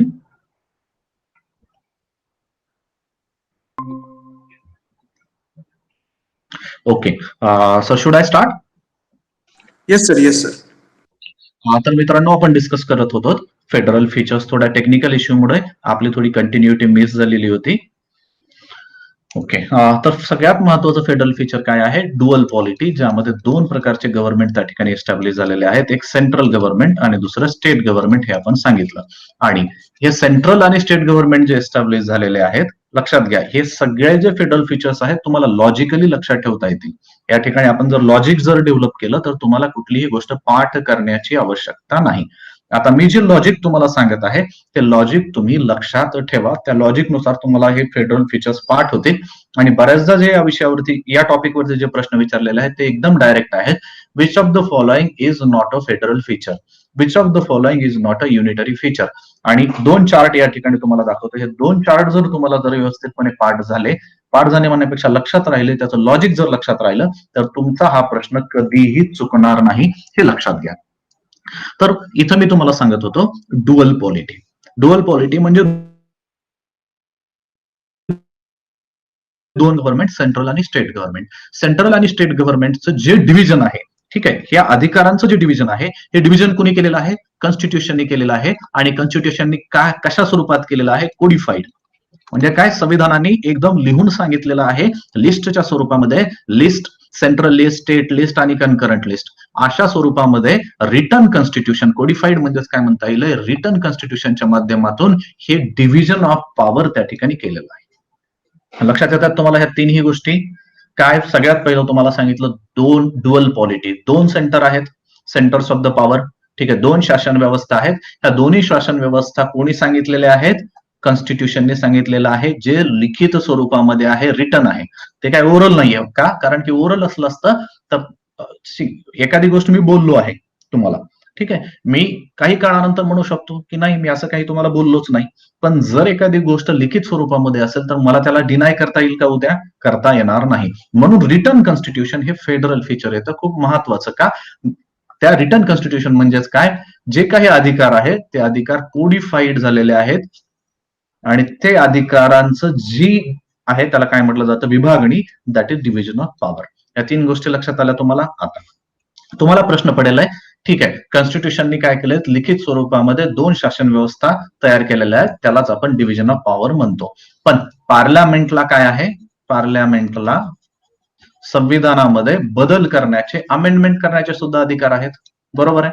मग जर अमेंडमेंट करून अशा पद्धतीचे स्टेटचे अधिकार जर कमी केले आणि सेंट्रलचे अधिकार वाढवले तर चालेल का? चालणार नाही. मग संविधानाने काय सांगितलं? संविधानाने कॉन्स्टिट्यूशनला थोडंसं रिजिड बनवलं. आता रिजिड इन व्हॉट सेन्स? लक्षात घ्या, संविधान आपलं रिजिड का आहे? का? कारण की जर पार्लमेंटला फेडरल फीचर्स बदलायचे असतील, ठीक आहे, जे किंवा लिखित स्वरूपामध्ये आहेत, त्यामध्ये बदल करायचा असेल तर त्यासाठी असणारी प्रक्रिया जी आहे ती थोडीशी अवघड आहे. क्लिष्ट, अवघड, अ बिट डिफिकल्ट, हार्ड. म्हणून आपण म्हणतो भारतीय संविधान काय आहे? रिजिड आहे. मग आता इथं काय सांगितलेलं आहे संविधानाने? जर फेडरल फीचर बदलावा वाटले, जर ह्या लिस्टमध्ये, ठीक आहे, list, union list, concurrent list, state list, यामध्ये जर बदल करावा वाटला तर त्यासाठी लागणारी प्रक्रिया थोडीशी अवघड आहे. मग ती प्रक्रिया काय सांगते? कॉन्स्टिट्यूशनल अमेंडमेंट करायची असेल तर किती असलं पाहिजे? At least 2/3 of the present and voting. Lok Sabha आणि राज्यसभेमध्ये हे जे अमेंडमेंट बिल आहे, हे दोन्ही लोकसभा आणि राज्यसभाने इंडिव्हिज्युअली त्या ठिकाणी पास करणं आवश्यक आहे. आणि त्या ठिकाणी मेजॉरिटी कधी लागेल? तर 2/3 of the present and voting plus absolute majority. Plus absolute majority म्हणजे येणारी संख्या ही त्या हाऊसच्या टोटल स्ट्रेंथच्या 50% पेक्षा जास्त असणं आवश्यक आहे. That is absolute majority. आणि एवढंच नाही, दिस इज कॉल्ड स्पेशल मेजॉरिटी. याला काय म्हटलं जातं? आपण स्पेशल मेजॉरिटी म्हणतो. म्हणजे जर संविधानामधले फेडरल फीचर्स जर बदलायचे असतील तर त्यासाठी कोणती मेजॉरिटी लागेल आहे? Special majority. स्पेशल मेजॉरिटी म्हणजे 2/3 of the present and voting plus absolute majority. आणि तेवढंच नाही तर half of the state legislative assemblies, जे काही राज्य मधले विधिमंडळ जे आहेत, ह्या विधानसभा, अर्ध्या विधानसभांची त्या ठिकाणी परवानगी लागेल. परवानगी म्हणजे काय मला इथं म्हणायचं? सिंपल मेजॉरिटीने अर्ध्या विधानसभांनी ते बिल जेव्हा पास केलं जाईल तेव्हाच तशा पद्धतीचे बदल जे आहेत संविधानामध्ये करता येतील. म्हणजेच मला काय म्हणायचं इथं लक्षात घ्या की संविधानाने कॉन्स्टिट्यूशन काय केलेलं आहे? रिजिड बनवलं आहे. रिजिड बनवलं आहे म्हणजे त्यामध्ये बदल करणं एवढं सोपं नाही, प्रक्रिया अवघड आहे. अवघड आहे याच्यामध्ये मला काय सांगायचं आहे की फक्त पार्लमेंटच हे करू शकत नाही. पार्लमेंटमध्ये करण्यासाठी स्पेशल मेजॉरिटी तर लागेलच लागेल. त्याच पद्धतीने अशा पद्धतीच्या बदलांना कमीत कमी अर्ध्या विधानसभांची मंजुरा सुद्धा लागेल. म्हणजे स्टेट्सला कन्सल्ट केल्याशिवाय, फक्त कन्सल्ट नाही, लक्षात घ्या, कमीत कमी अर्ध्या स्टेट्सची परवानगी घेतल्याशिवाय फेडरल फीचर्स बदलता येणार नाहीत. अशा पद्धतीनं आपण संविधान बनवलं. म्हणून आपल्या संविधानाला रिजिड कॉन्स्टिट्यूशन सुद्धा म्हटलं जातं. भारताच्या संविधानामधले काही फीचर रिजिड आहेत आणि काही फ्लेक्झिबल पण आहेत. पण या ठिकाणी जे रिजिड फीचर्स आहेत त्यांना काय म्हटलं जातं? फेडरल फीचर्स म्हटलं जातं. हे लक्षात घ्या. आता एक तुम्हाला लक्षात आलं, 4 गोष्टी इथं. डुअल पॉलिटी असल्यामुळे ऑब्व्हियसली काय झालं? डिव्हिजन ऑफ पॉवर आलं. डिव्हिजन ऑफ पॉवर कुणी केलेलं आहे? रिटर्न कॉन्स्टिट्यूशनने केलेलं आहे. आणि ते कॉन्स्टिट्यूशन काय आहे? रिजिड पण आहे. त्यामध्ये बदल करणं एवढं सोपं नाही. पण तरी सुद्धा बदल केला जाऊ शकतो, कारण की तिथं एक प्रक्रिया सांगितलेली आहे. ही एक प्रक्रिया फॉलो करून बदल केला जाऊ शकतो. मग परत संविधानाने काय सांगितलं? Constitution is the supreme. Constitution is the supreme. म्हणजे आज जर असं ठरवलं सेंट्रल गव्हर्नमेंटने की भारताचं फेडरल स्ट्रक्चर आता काय करायचं आहे? आपल्याला युनिटरी करायचं आहे. पार्लमेंटला अमेंडमेंट करण्याचा हक्क आहे. मग पार्लमेंटने अमेंडमेंट करायचं ठरवलं, सगळेचे सगळे फेडरल फीचर काढून टाकायचं ठरवलं. चालेल का? असं होऊ देणार नाही. कोण होऊ देणार नाही? Supreme court. का म्हणे नाही सुप्रीम कोर्ट? अशा पद्धतीचा केलेला बदल काय केलेला आहे? सुप्रीम कोर्ट इनव्हॅलिड करून टाकेलाय. का इनव्हॅलिड करून टाकेलाय? कारण की कॉन्स्टिट्यूशन सुप्रीम आहे. Federalism basic structure of the constitution आहे. अशा वेळेला त्यामध्ये बेसिक स्ट्रक्चर मध्ये बदल करता येणार नाही. ठीक आहे. त्याच पद्धतीने त्यालाच अनुसरून काय आहे? राज्य आणि केंद्र. ठीक आहे. यामध्ये तंटा होऊ शकतो का? येस. राज्य आणि केंद्र यामध्ये काही विवाद असू शकतात, काही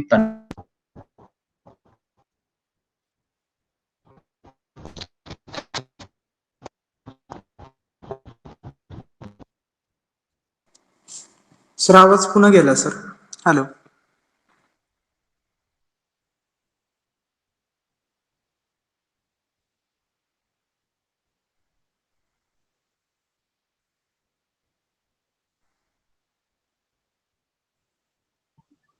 हा सर, आता येतोय आवाज? सर हे रिपीटेडली व्हायलाय आणि ऑटोमॅटिकली व्हायलाय. हो हो हो, ते सर आता मलाही लक्षात येईना की नेमकं कशामुळे होतंय. पण ठीक आहे सर, आपण आता सर मला जिथे जिथे अडचण येईल तिथे मला सांगा. मग आता त्याला दुसरा पर्यायच नाही. येस सर, असंच करूया सर. येस.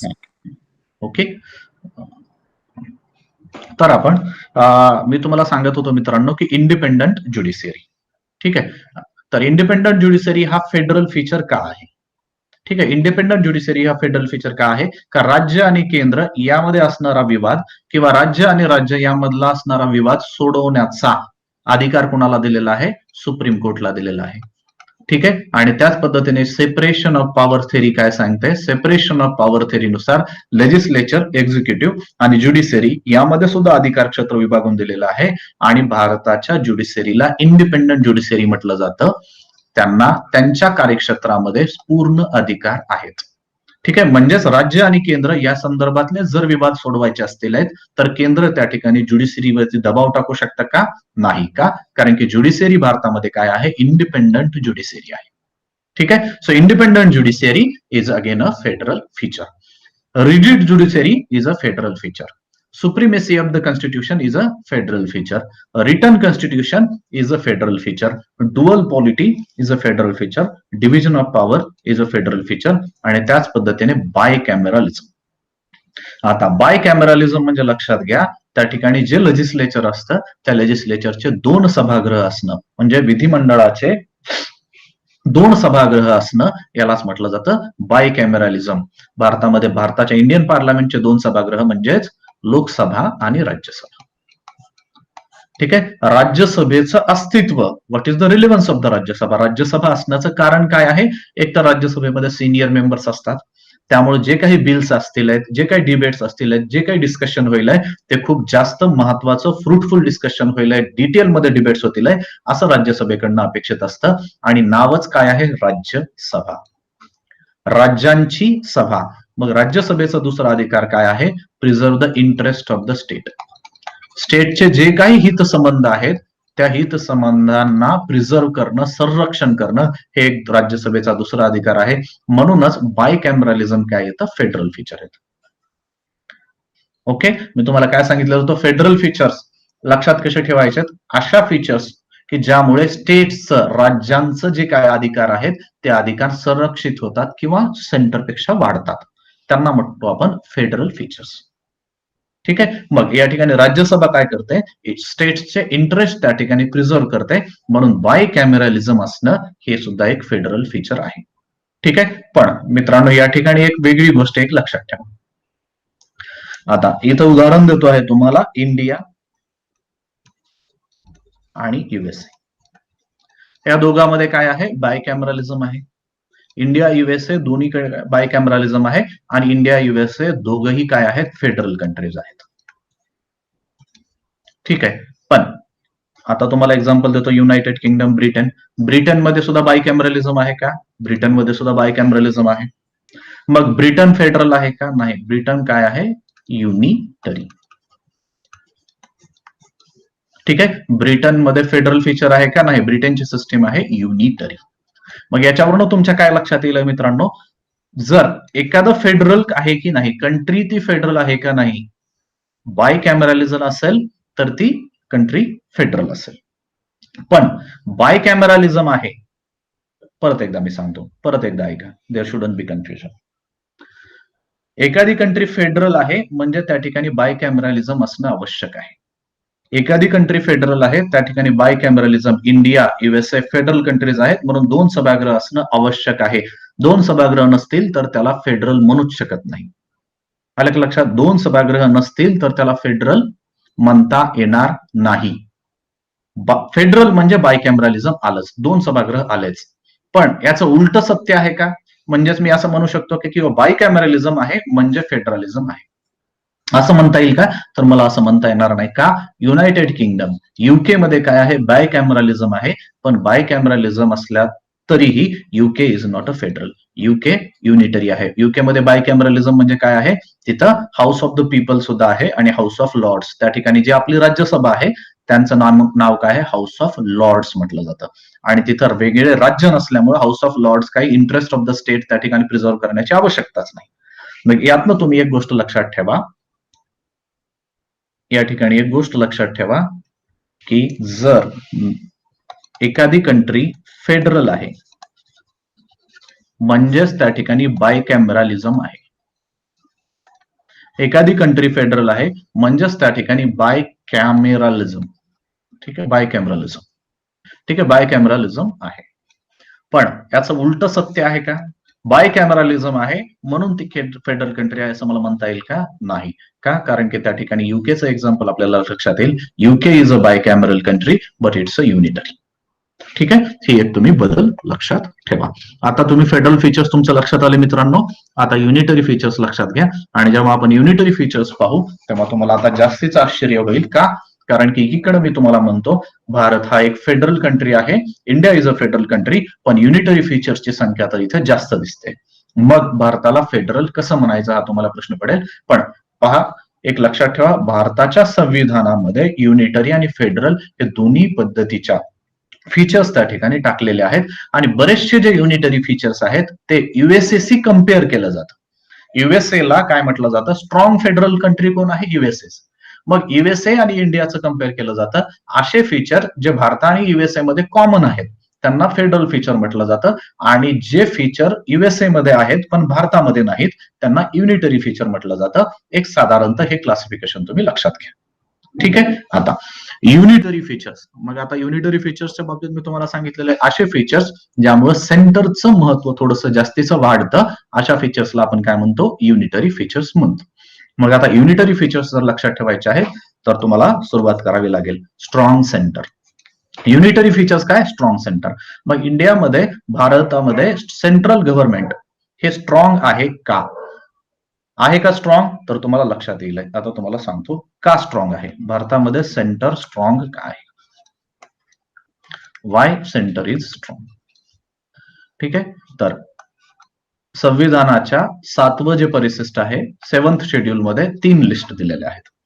काय आहे, एक आहे युनियन लिस्ट, दुसरी आहे concurrent list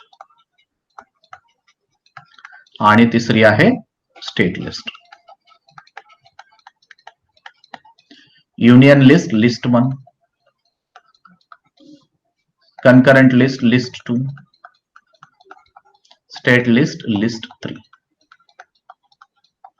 concurrent list list 3. ठीक है. This is nothing but a division of power. Division of power कुठे दिलेली आहे, this has been given in the 7th schedule, proper 7th schedule. Yes, this has been given in the 7th schedule. ठीक आहे. Union list, concurrent list, state list. Union list मध्ये किती entries आहेत, 98 entries आहेत. State list मध्ये किती entries आहेत, 59 entries आहेत. तर कनकरंट लिस्ट मध्ये किती एंट्रीज आहेत, 47 एंट्रीज आहेत. ठीक आहे. युनियन लिस्ट मध्ये किती एंट्रीज आहेत, 98. स्टेट लिस्ट मध्ये एंट्रीज आहेत 59. I think it is 69 or 59. Do check once again. एक डू चेक, कारण की काही फॅक्ट्स ह्या थोड्याशा विस्मरणात जातात. ठीक आहे. एकच सेकंड मला वेळ द्या. असं युजली होत नाही.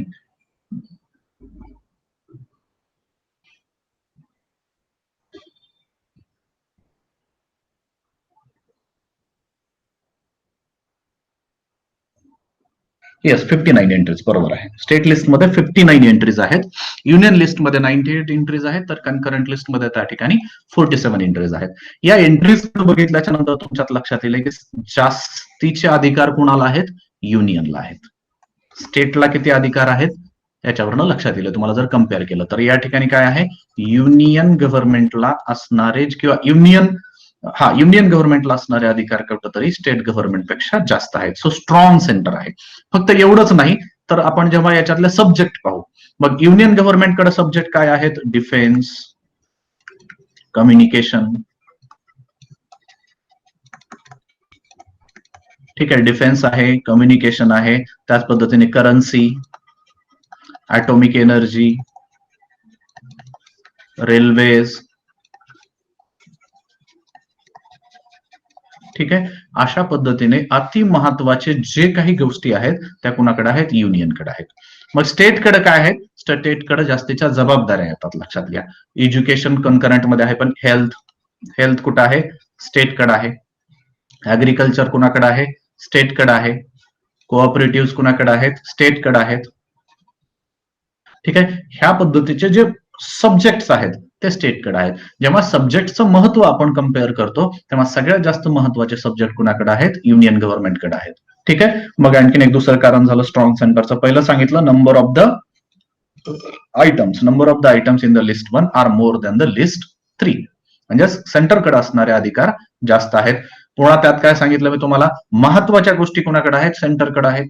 डिफेन्स, कम्युनिकेशन, करन्सी, रेल्वेज, या सगळ्या ज्या महत्वाच्या ज्या गोष्टी आहेत त्या कुणाकडे आहेत, सेंटरकडे आहेत. स्टेटकडे काय आहेत, दुय्यम म्हणजे ज्यामध्ये स्टेटच्या जबाबदाऱ्या वाढतात अशा पद्धतीच्या गोष्टी त्या ठिकाणी स्टेटकडे दिलेल्या आहेत.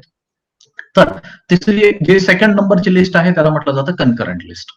Concurrent list. आता या कनकरंट लिस्टच्या बाबतीत मला, किंवा समवर्ती सूची ज्याला म्हणू आपण, त्याला काय म्हणता येईल, समवर्ती सूची.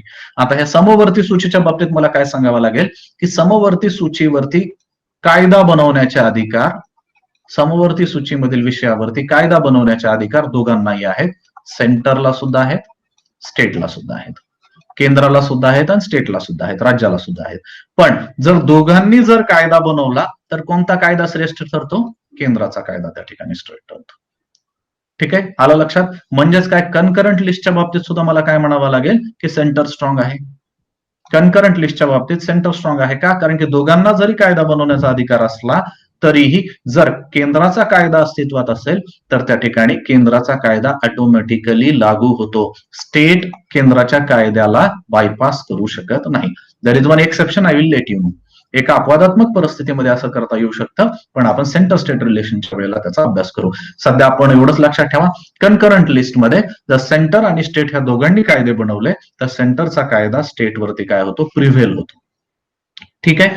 आता आणि चौथं कारण काय आहे, भारतामध्ये रेसिड्युअरी पॉवर्स, म्हणजे ज्या गोष्टी ह्या लिस्टमध्ये मेन्शन नाहीत, ह्या रेसिड्युअरी शिल्लक म्हणजे ज्या काही गोष्टी इथं मेन्शन नाहीत त्या कुणाकडे आहेत, भारताच्या बाबतीत त्या गोष्टी आहेत सेंटरकडे. कुणाकडे आहेत, सेंटरकडे आहेत. मग मला म्हणावं लागेल भारतामध्ये सेंटर काय आहे, स्ट्रॉंग आहे. भारतामध्ये काय आहे, सेंटर स्ट्रॉंग आहे. मग सेंटर जर स्ट्रॉंग असेल तर ते फीचर काय असेल, युनिटरी. जर राज्य स्ट्रॉंग असतील तर ते फीचर काय असेल, federal. So strong centre is a unitary feature. Strong centre is unitary feature. आलं लक्षात? आता एक एक एक या ठिकाणी पाहू. Strong centre, veto over state bills. आता veto power of the president पाहिलं होतं आपण, त्याच पद्धतीने veto power of the governor सुद्धा पाहिलं. मग गव्हर्नरचे जे विटो पॉवर आहेत, नकाराधिकाराचा अभ्यास केला आपण, तेव्हा मी तुम्हाला काय सांगितलं होतं की गव्हर्नरकडे एक जास्तीचा ऑप्शन आहे. गव्हर्नर काय करू शकतो, जे काही राज्य विधिमंडळाने पास केलेलं जे काही बिल असेल ते गव्हर्नर प्रेसिडेंटच्या कन्सिडरेशनसाठी रोखून ठेवू शकतो.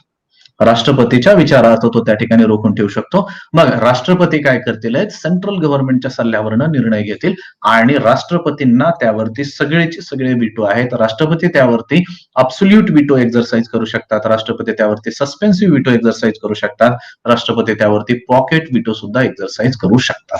म्हणून स्टेटनी जरी कायदा बनवलेला असला तरी त्याला विटो करण्याचा अधिकार कोणाला भेटतो, सेंट्रल गव्हर्नमेंटला मिळतो. मग या ठिकाणी परत एकदा मला म्हणावं लागेल की स्टेट गव्हर्नमेंट थोडंसं वीक होत आहे. मग हे फीचर काय असेल, युनिटरी फीचर. आता अमेरिकेशी थोडंसं कम्पेअर करत चालायचंय आपल्याला.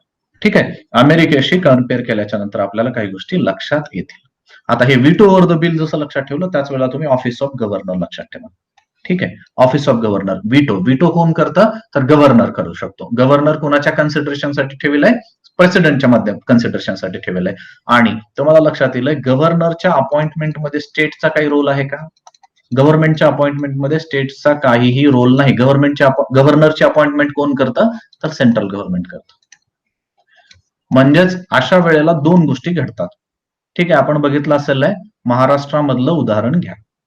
महाराष्ट्रातले जे गव्हर्नर आहेत सध्याचे, कुठंतरी आपल्याला लक्षात येतं की ते सेंट्रल गव्हर्नमेंटच्या इशाऱ्यावरनं काम करतात. मग काय होतं अशा वेळेला, जे गव्हर्नर्स असतील ते गव्हर्नर्स काय होतात, सेंटरचे एजंट म्हणून काम करायला लागतात. सो ऑफिस ऑफ गव्हर्नर जे आहे, ठीक आहे, office of governor they act like an agent of the centre sometime. Not always, लक्षात घ्या. He is the head of the state, a very constitutional functionary, a very important functionary. पण त्यांची appointment जर central गव्हर्नमेंटच्या हातात असेल तर कुठंतरी त्यांच्या निर्णय प्रक्रियेवरती सेंट्रल गव्हर्नमेंटचा त्या ठिकाणी दबाव असतो, त्यांचा हस्तक्षेप असू शकतो. ठीक आहे, म्हणून त्यांच्या अपॉइंटमेंटमध्ये कुठंतरी स्टेटचा सुद्धा रोल असावा अशी बऱ्याचदा मागणी येत राहते. मग ऑफिस ऑफ गव्हर्नर काय असेल, हे युनिटरी फीचर असेल की फेडरल फीचर असेल, तुमच्या लक्षात येईल ऑफिस ऑफ गव्हर्नर ज्यामध्ये स्टेटचा अपॉइंटमेंटचा कसलाही रोल नाही, त्याच पद्धतीने सेंट्रल गव्हर्नमेंट त्यावर त्याच्या निर्णय प्रक्रियेवरती कुठेतरी हस्तक्षेप करू शकतं. म्हणजेच काय, राज्याचे अधिकार कुठेतरी त्या ठिकाणी संकुचित होऊ शकतात. मग हे फीचर काय आहे, युनिटरी फीचर. ठीक आहे, veto over the bill, office of the governor तुम्हाला सायमल्टेनियसली लक्षात ठेवता येईल. आता हे काही गोष्टी तुम्हाला अमेरिकेशी कम्पेअर करायच्या आहेत. ठीक आहे, अमेरिकेशी कम्पेअर करत असताना तुमच्या लक्षात येईल number of equality of states representation. एक ठिकाणी आपण म्हणतो बायकॅमेरलिझम. बायकॅमेरलिझम इज अ फेडरल फीचर. हे बायकॅमेरलिझम म्हणजेच काय, आपल्याकडे राज्यसभा अस्तित्वात आहे. ह्या राज्यसभेचं काय एक फंक्शन आहे, one of the responsibility of the Rajya Sabha is to preserve the interest of the state. स्टेटच्या जे काही हितसंबंध आहेत त्या हितसंबंधांचं संरक्षण करणं हे त्या ठिकाणी राज्यसभेचं काम आहे.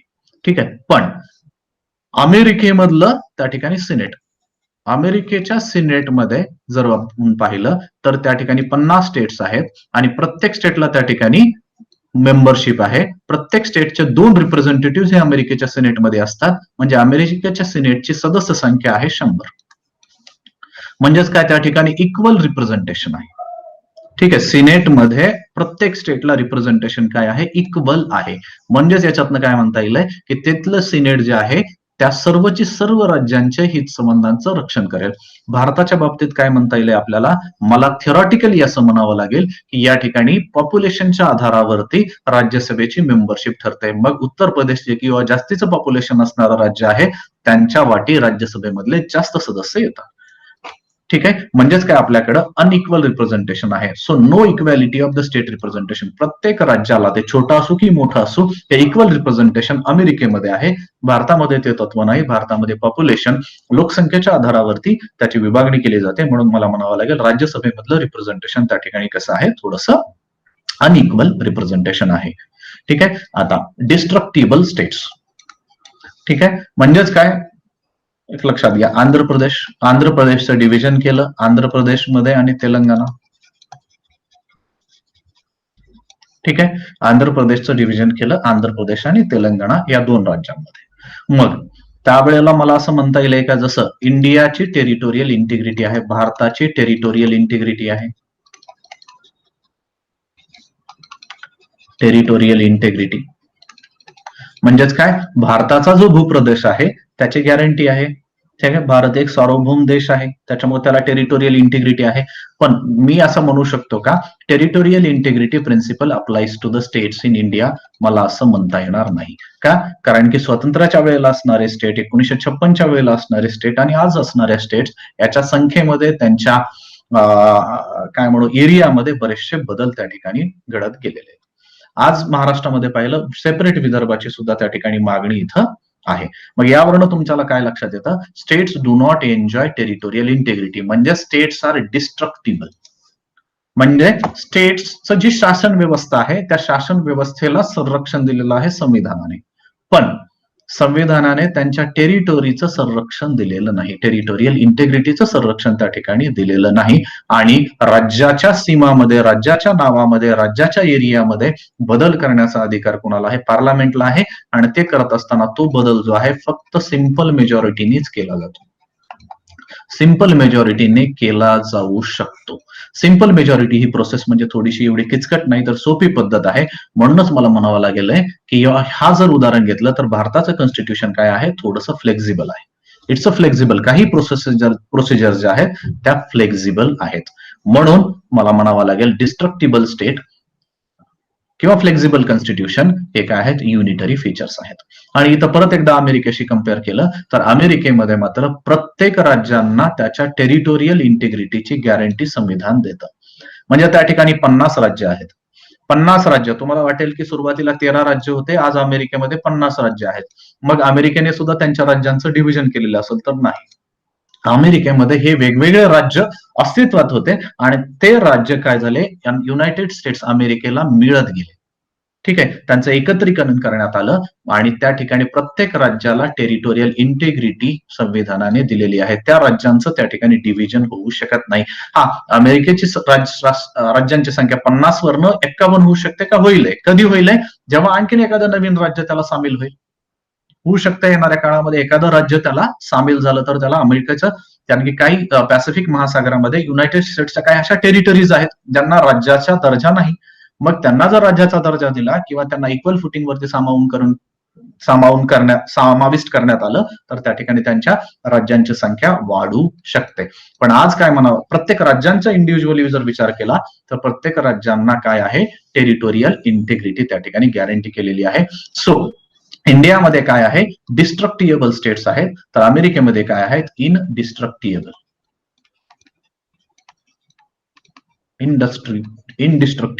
स्टेट्स. नंतर इमर्जन्सी प्रोव्हिजन्स, याचा आपण अभ्यास करणारच आहोत.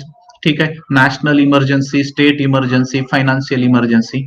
National emergency, state emergency, financial emergency याच्याविषयी जेव्हा आपण विचार करू तेव्हा मला काय म्हणावं लागेल, जेव्हा केव्हा इमर्जन्सी लादली जाते किंवा इमर्जन्सीचा निर्णय घेतला जातो, इमर्जन्सीच्या निर्णयामध्ये काय होतं, ऑटोमॅटिकली आपलं जे फेडरल स्ट्रक्चर आहे ते युनिटरी बनून जातं. म्हणजेच त्या ठिकाणी काय होतं, सेंट्रल गव्हर्नमेंटचे अधिकार वाढतात, स्टेट गव्हर्नमेंटचे अधिकार कमी होतात आणि मग अशा वेळेला स्टेट गव्हर्नमेंटला युनियन गव्हर्नमेंटच्या पूर्णपणे आदेशाखालीच वागावं लागतं. त्यांचे जे युनियन गव्हर्नमेंटचे निर्णय आहेत त्या प्रत्येक निर्णयाचं त्या ठिकाणी पालन करावं लागतं. म्हणून जेव्हा इमर्जन्सी अप्लाय केली जाते, इमर्जन्सी अप्लाय करणं म्हणजेच काय केलं जातं, सेंटरचा रोल त्या ठिकाणी वाढतो, म्हणून त्याला युनिटरी फीचर असं म्हटलं जातं. ठीक आहे. आता आणखीन एक कंपॅरिझन केलं जातं, आपल्याकडे सिंगल कॉन्स्टिट्यूशन आहे, आपल्याकडे सिंगल सिटीजनशिप आहे. ठीक आहे. आता हे सिंगल म्हणजे काय लक्षात घ्या, हे परत अमेरिकेशी केलेलं कंपॅरिझन आहे. अमेरिकेमध्ये काय आहे, युनायटेड स्टेट्स ऑफ अमेरिका म्हणजे त्यांच्या फेडरल गव्हर्नमेंटचं एक फेडरल कॉन्स्टिट्यूशन आहे, फेडरल कॉन्स्टिट्यूशन आहे. त्याच पद्धतीने त्या ठिकाणी प्रत्येक राज्याचं सुद्धा एक वेगळं कॉन्स्टिट्यूशन आहे. अमेरिकेमध्ये प्रत्येक स्टेट्सचं सुद्धा कॉन्स्टिट्यूशन आहे. म्हणजे अमेरिकेमध्ये 2 कॉन्स्टिट्यूशन आहेत, एक फेडरल कॉन्स्टिट्यूशन आणि दुसरं स्टेट कॉन्स्टिट्यूशन. ठीक आहे. पण भारतामध्ये काय आहे, भारतामध्ये सिंगल कॉन्स्टिट्यूशन आहे, एकच कॉन्स्टिट्यूशन आहे. मग एक कॉन्स्टिट्यूशन असल्यामुळं त्याला काय म्हटलं जातं, युनिटरी फीचर असं म्हटलं जातं. त्याच पद्धतीने सिंगल सिटीजनशिप, अगेन अमेरिकेमध्ये ड्युअल सिटीजनशिप आहे. ड्युअल सिटीजनशिपचा अर्थ काय आहे, अमेरिकेच्या तुम्ही अमेरिकेचेही नागरिक असू शकता, त्याच वेळेला टेक्सास नावाचं तिथं एक राज्य आहे, फ्लोरिडा राज्य आहे, तुम्ही फ्लोरिडाचे सुद्धा नागरिक आहात, टेक्सासचे सुद्धा नागरिक आहात. म्हणजेच ज्या पद्धतीने जर भारताच्या बाबतीत बोलायचं झालं तर भारतामध्ये आपण सर्व काय आहात, भारत एका देशाचे नागरिक आहोत. आपण महाराष्ट्राचे रहिवासी आहोत, पण महाराष्ट्राचे नागरिक म्हणता येईल का आपल्याला, महाराष्ट्राचे नागरिक म्हणता येणार नाही का, आपल्याकडे सिंगल सिटीजनशिप आहे. पण अमेरिकेमध्ये मात्र एक व्यक्ती एकाच वेळी युएसएचा सुद्धा नागरिक असतो, त्याच पद्धतीने त्या ठिकाणी असणाऱ्या स्टेटचा सुद्धा तो काय असतो, नागरिक असतो. Single citizenship, single constitution is a unitary feature.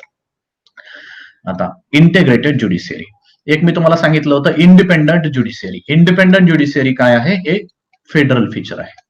Independent judiciary is a federal feature. Independent judiciary is a federal feature.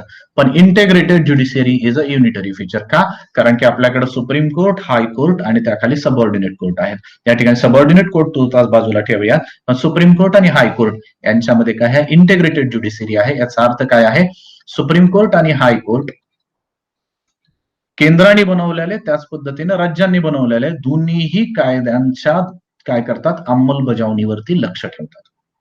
ठीक आहे. केंद्राने बनवलेलं, अमेरिकेमध्ये काय लक्षात घ्या, अमेरिकेमध्ये सेंट्रल फेडरल ज्युडिशियरी आहे आणि स्टेटची ज्युडिशियरी आहे. म्हणजे केंद्रीय कायद्यांच्या बाबतीत जर काही प्रश्न असेल तर तो कुठं जाईल, तिथं फेडरल कोर्टमध्ये जाईल. ठीक आहे. म्हणजे त्या ठिकाणी असणाऱ्या सुप्रीम कोर्टमध्ये. राज्यांनी बनवलेला जर कायदा आहे त्या संपाने कुठं जाता येईल, हायकोर्टमध्ये जाता येईल, त्या ठिकाणच्या स्टेट कोर्टमध्ये जाता येईल. भारताच्या बाबतीत काय आहे, ही एक उतरंडीची रचना आहे. सुप्रीम कोर्ट, त्याच्या खाली हायकोर्ट, हायकोर्टच्या खाली subordinate courts. This is what the integrated judiciary. म्हणजे जर प्रश्न सध्या उपस्थित झाला तो केंद्राच्या कायद्याचा असेल की राज्याच्या कायद्याचा असेल, तर पहिल्यांदा सबऑर्डिनेट कोर्टकडे जाईल, त्यानंतर अपील तुम्हाला हायकोर्टकडे करता येईल आणि हायकोर्टकडनं सुप्रीम कोर्टाकडे त्या ठिकाणी अपील करता येईल. याला म्हटलं जातं इंटिग्रेटेड ज्युडिशियरी. आणि integrated judiciary is unitary feature. का, कारण की सेपरेट ज्युडिशियरी जे असतो म्हणजे स्टेटची वेगळी आणि सेंटरची वेगळी, हे एक फेडरल फीचर असं म्हटलं जातं अमेरिकेमध्ये.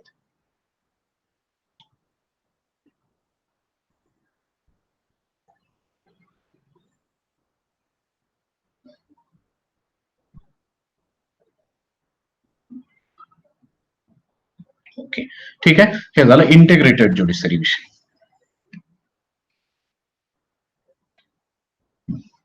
आता येतंय तुम्हाला ह्या लक्षात गोष्टी की strong centre, veto over state bill. हा, इथे एक parliament's authority over the state list हे तुमच्या माझ्याकडनं सांगायचं राहिलं. Parliament's authority over the state list, parliament's authority over the state list. एक लक्षात घ्या, मी तुम्हाला काय सांगत होतो की एक युनियन लिस्ट आहे, ठीक आहे, दुसरी कनकरंट लिस्ट आहे, तिसरी स्टेट लिस्ट आहे. स्टेट लिस्ट वरती कायदा बनवण्याचा अधिकार कोणाला आहे, राज्य विधिमंडळांना आहे. स्टेट लिस्ट वरती कायदा बनवण्याचा अधिकार हा राज्य विधिमंडळाला आहे. युनियन लिस्ट वरती कायदा बनवण्याचा अधिकार हा पार्लमेंटला आहे. पण जर समजा राज्यसभेने नॅशनल इंटरेस्ट मध्ये जर असं रिझोल्युशन पास केलं, राज्यसभेने नॅशनल इंटरेस्ट मध्ये रिझोल्युशन पास केलं की स्टेट लिस्ट वरच्या समजा entry number 21, I am just taking the imaginary, entry number 21 in the state list, यावरती कायदा नॅशनल इंटरेस्ट मध्ये कायदा बनवण्याचा अधिकार पार्लमेंटला दिला जावा. पार्लमेंटला दिला जावा. तर अशा वेळेला पार्लमेंट काय करतं, त्या विषयावरती कायदा बनवू शकतं. परत एकदा रिपीट करतो, स्टेट लिस्ट वरती कायदा बनवण्याचा अधिकार कोणाला आहे, त्या ठिकाणी राज्य विधिमंडळालाच अधिकार आहे. पण जर राज्यसभेने असं रिझोल्युशन पास केलं की नॅशनल इंटरेस्ट मध्ये त्या ठिकाणी कायदा बनवण्याची आवश्यकता आहे, एकच कायदा, आणि तो कायदा बनवण्याचा अधिकार राज्यसभा पार्लमेंटला देऊ शकतं, अशा वेळेला पार्लमेंट त्या स्टेट लिस्ट वरती कायदा बनवेलाय आणि बनवलेला कायदा त्या ठिकाणी सर्व राज्यांवरती त्या ठिकाणी तो अप्लिकेबल राहू शकतो. येतोय लक्षात? म्हणजेच काय, स्टेट लिस्ट जरी असली तरी स्टेट लिस्ट वरती मर्यादा आणण्याची सुद्धा पद्धत त्या ठिकाणी, प्रोसेस जी आहे ती कॉन्स्टिट्यूशनने सांगितलेली आहे आणि तो अधिकार राज्यसभेला दिलेला आहे. म्हणजेच काय, parliament's authority over the state list, काही प्रसंगामध्ये पार्लमेंटला काय होते, स्टेट लिस्ट वरती सुद्धा कायदा बनवण्याचा त्या ठिकाणी अधिकार प्राप्त होतो. जसं B2 आहे, मग याच्यामध्ये काय होतं, सेंट्रल गव्हर्नमेंटची पार्लमेंटची ऑथॉरिटी वाढते, मग हे काय असेल, युनिटरी फीचर असेल. ठीक आहे. आता ह्या तीन गोष्टी ज्या आहेत तुम्हाला एकत्रितपणे लक्षात घ्यायच्या आहेत. All India services, IAS, IPS, ठीक आहे, IAS, IPS, ठीक आहे. ऑल इंडिया सर्व्हिसेसच्या बाबतीत मला काय म्हणावं लागेल, IAS आणि IPS यांचं सिलेक्शन म्हणजेच रिक्रुटमेंट कोण करतं, सेंट्रल गव्हर्नमेंट करतं. त्यांचं ट्रेनिंग कोण करतं, सेंट्रल गव्हर्नमेंट करतं. त्यांची अपॉइंटमेंट कोण करतं, सेंट्रल गव्हर्नमेंट करतं. ठीक आहे. पण ते काम कुठं करतात, त्यांचं वर्क कुठं असतं, तर ते स्टेट गव्हर्नमेंटमध्ये काम करतात. ठीक आहे. Suppose district collector, DM, district collector और डिस्ट्रिक्ट मॅजिस्ट्रेट, ठीक आहे, यांची अपॉइंटमेंट कुणी केलेली असते, डिस्ट्रिक्ट कलेक्टर जर IAS असेल तर त्याची सिलेक्शन, ट्रेनिंग, अपॉइंटमेंट कुणी केलेली असते, सेंट्रल गव्हर्नमेंटने केलेली असते. पण ते काम कुठं करत असतात, स्टेट गव्हर्नमेंटच्या अखत्यारीत काम करत असतात. म्हणजेच काय, ऑल इंडिया सर्व्हिसेसच्या अपॉइंटमेंट मध्ये, सिलेक्शन मध्ये, ट्रेनिंग मध्ये स्टेटचा रोल आहे का, नाही. त्यांच्यावरती अल्टिमेट कंट्रोल कोणाचं असतं, तर अल्टिमेट कंट्रोल हे सेंट्रल गव्हर्नमेंटचं असतं, म्हणून त्याला युनिटरी फीचर असं म्हटलं गेलेलं आहे. त्याच पद्धतीने इंटेग्रेटेड इलेक्शन मशिनरी, आपल्याकडे काय आहे, इलेक्शन कमिशन. इलेक्शन कमिशन लोकसभेचं सुद्धा इलेक्शन कंडक्ट करतं, त्याच पद्धतीने स्टेट लेजिस्लेचरचं म्हणजेच लेजिस्लेटिव्ह असेंब्ली आणि लेजिस्लेटिव्ह काउन्सिलचं सुद्धा त्या ठिकाणी इलेक्शन कोण करतं, इलेक्शन कमिशन. आपल्याकडे सिंगल इलेक्शन कमिशन आहे. अमेरिकेमध्ये राज्यांसाठी वेगळं इलेक्शन कमिशन असतं, तर केंद्रासाठी वेगळं इलेक्शन कमिशन आहे. अमेरिकेमधलं तर राज्यामध्ये सुद्धा इलेक्शनच्या प्रक्रियेमध्ये बराचसा फरक आहे, त्यामुळे तिथली परिस्थिती तर वेगळी आहे. पण लक्षात घ्या, आपल्या भारतामध्ये काय आहे, इंटिग्रेटेड इलेक्शन मशिनरी, म्हणजे एकच इलेक्शन कमिशन आहे जे राज्यामधल्या विधानमंडळांचं, त्याच पद्धतीने केंद्रीय विधानमंडळांचं, लेजिस्लेचरचं सुद्धा त्या ठिकाणी काय करतं, इलेक्शन कंडक्ट करतं. So integrated election machinery. त्याच पद्धतीने ऑडिटचा अधिकार हा कोणाकडे आहे, आपल्याकडे फक्त सेंट्रल गव्हर्नमेंटलाच ऑडिटचा अधिकार त्या ठिकाणी दिलेला आहे. म्हणून integrated audit machinery, controller and auditor general, CAG, controller and auditor general काय करतात, हे सेंट्रल गव्हर्नमेंटचे, त्याच पद्धतीने स्टेट गव्हर्नमेंटचं ऑडिट करतात. म्हणजे एक इंटिग्रेटेड मशिनरी आहे, एकच मशिनरी आहे जे सेंट्रल गव्हर्नमेंट आणि स्टेट गव्हर्नमेंट दोघांचं त्या ठिकाणी ऑडिट करते, दोघांचं ऑडिट करते. म्हणून याला काय म्हटलं जातं, युनिटरी फीचर. लक्षात घ्या, integrated election machinery, integrated audit machinery, single constitution, single citizenship, ठीक आहे, डिस्ट्रक्टिएबल स्टेट्स जे आहे, इंटिग्रेटेड ज्युडिशरी, ह्या ज्या प्रोव्हिजन्स आहेत ह्याला काय करावं लागेल, आपल्याला USCC कम्पेअर केलं जातं आणि USA मध्ये त्याच्या वेगळं आहे, म्हणून त्यांना काय म्हटलं जातं, युनिटरी फीचर म्हटलं जातं. कारण की या ज्या प्रोसेस आहेत या सगळ्या पद्धतींमुळे काय होतं की केंद्राचे अधिकार, सेंटरचे अधिकार थोडेसे वाढतात. यावरून तुम्हाला लक्षात येईल भारतामध्ये युनिटरी फीचर्स सुद्धा आहेत, as well as federal feature सुद्धा त्या ठिकाणी आहेत. ठीक आहे, भारतामध्ये काय आहेत, unitary as well as federal features. काही फीचर्स युनिटरी आहेत तर काही फीचर्स फेडरल आहेत. तर आज तुम्हाला मी होमवर्क देत आहे, तुम्हाला आज लेक्चर संपल्याच्या नंतर काय करायचं आहे, युनिटरी फीचर आणि फेडरल फीचर यांची लिस्ट बनवायची आहे. You have to make the list of the unitary features in Indian constitution, ठीक आहे, आणि federal features in Indian constitution यांची तुम्हाला एक यादी बनवायची आहे आणि यादी बनवून तुम्हाला त्या गोष्टी जास्तीच्या लक्षात ठेवण्यास तुम्हाला मदत होईल. ठीक आहे. आता भारताचा फेडरेशनच्या बाबतीत काही संकल्पना आणखी लक्षात घ्या. Indian federation is a compromise between two. एक कॉम्प्रोमाइज आहे. काय आहे? नॉर्मल डिव्हिजन ऑफ पॉवर, म्हणजे संविधानाने union list, state list, concurrent list याच्या माध्यमातून अधिकारांचं डिव्हिजन तर केलेलं आहे.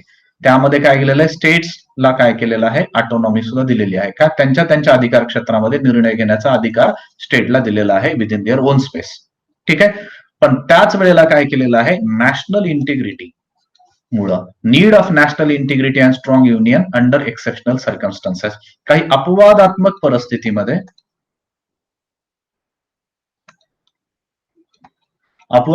परिस्थितीमध्ये त्या ठिकाणी सेंटरचे अधिकार काय केलेले आहेत? वाढलेले आहेत. कशामुळं? Because unity and integrity of the country, unity and integrity of the country is very important. एक लक्षात घ्या, तुम्हाला या ठिकाणी ही एक गोष्ट समजून घ्यावी लागेल की भारत हा आज एक संघ आपल्याला दिसतो आहे, पण 1940चं जे दशक होतं, ठीक आहे, जेव्हा भारत स्वातंत्र्य झाला तेव्हा जे काही पॉलिटिकल सायंटिस्ट होते, मी या ठिकाणी वेस्टर्न पॉलिटिकल सायंटिस्ट म्हणतो आहे, ठीक आहे, अमेरिकेमधले असतील, इंग्लंड मधले असतील, जे काही पॉलिटिशियन्स होते त्या काळचे राज्यशास्त्राचे जे अभ्यासक होते, त्या अभ्यासकांचं मत काय होतं की भारत हा एक संघ राहू शकत नाही. का राहू शकत नाही? कारण की भारतामध्ये विविधताच एवढी जास्तीच आहे की भारताचे तुकडे होतील, असं त्या ठिकाणी इव्हन विन्स्टन चर्चिलचं सुद्धा हे वाक्य होतं की येणाऱ्या काळामध्ये भारत हा एक संघ राहू शकत नाही, तुम्हाला भारताचे तुकडे झालेले बघायला मिळतील. ओके. पण भारतीय संविधानाला हे क्रेडिट जातं की भारतीय संविधानाने अशा काही प्रोव्हिजन्स त्यामध्ये टाकलेल्या आहेत की भारत हा आजही एक संघ राष्ट्र आहे आणि इथून पुढेही एक संघ राहणार. का? कारण की संविधानाने जेव्हा जेव्हा आवश्यकता असेल युनिटी आणि इंटिग्रिटीला महत्व दिलेलं आहे. म्हणूनच एक्सेप्शनल सर्कमस्टन्सेस मध्ये भारतीय संविधान ऑटोमॅटिकली युनिलॅटरल बनतं. India is a federal country, पण नॅशनल इमर्जन्सी जर लावली गेली तर ऑटोमॅटिकली काय होतं? हे स्ट्रक्चर फेडरल बनतं, युनिटरी बनतं. म्हणजे त्यासाठी कॉन्स्टिट्यूशन मध्ये अमेंडमेंट करण्याची आवश्यकता आहे का? नाही. फक्त काय करायचं आहे? प्रेसिडेंटला नॅशनल इमर्जन्सी डिक्लेअर करायची आहे. हा, नॅशनल इमर्जन्सी डिक्लेअर करण्याची प्रोसिजर आहे, पण त्यासाठी पार्लमेंटचं लगेचच परवानगी आवश्यकता नाही. हा, नंतर पार्लमेंटची परवानगी घेतली जाते. ठीक आहे. म्हणजेच काय म्हणायचंय? फक्त एका प्रेसिडेन्शियल प्रोक्लेमेशन मध्ये हे स्ट्रक्चर पूर्णपणे बदलतं, जे की फेडरल स्ट्रक्चर आहे ते युनिटरी स्ट्रक्चर होऊन जातं. म्हणजेच एक्सेप्शनल सर्कमस्टन्सेस मध्ये भारताच्या एकतेला, अखंडतेला कुठेही त्या ठिकाणी धक्का लागू नये म्हणून स्ट्रॉंग सेंटरची प्रोव्हिजन आपल्या संविधानाने केलेली आहे. म्हणूनच या ठिकाणी म्हटलं जातं it is compromise between the states autonomy and national integrity.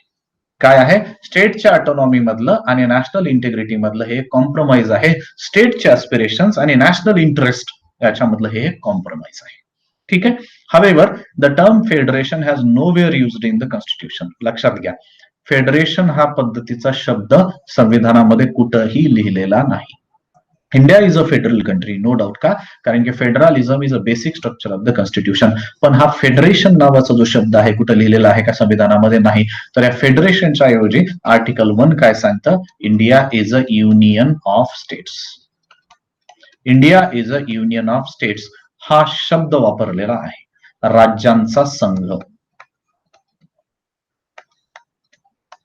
मराठीमध्ये याला आपण राज्यांचा संघ आहे. इंडिया हा फेडरेशन, संघ राज्य हा शब्द वापरलाय का आपण? भारत हा संघ राज्य आहे का? भारत हा संघ राज्य आहे का? कारण की आपण फेडरल आहोत.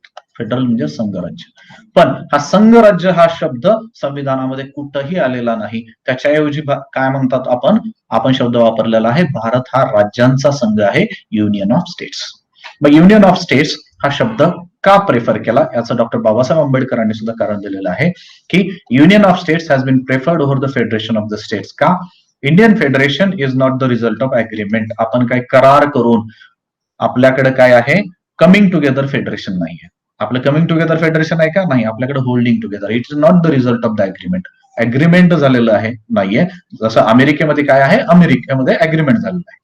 म्हणून so it is not out of an agreement. पहिलं. दुसरं, भारतामध्ये states have no right to secede from the federation.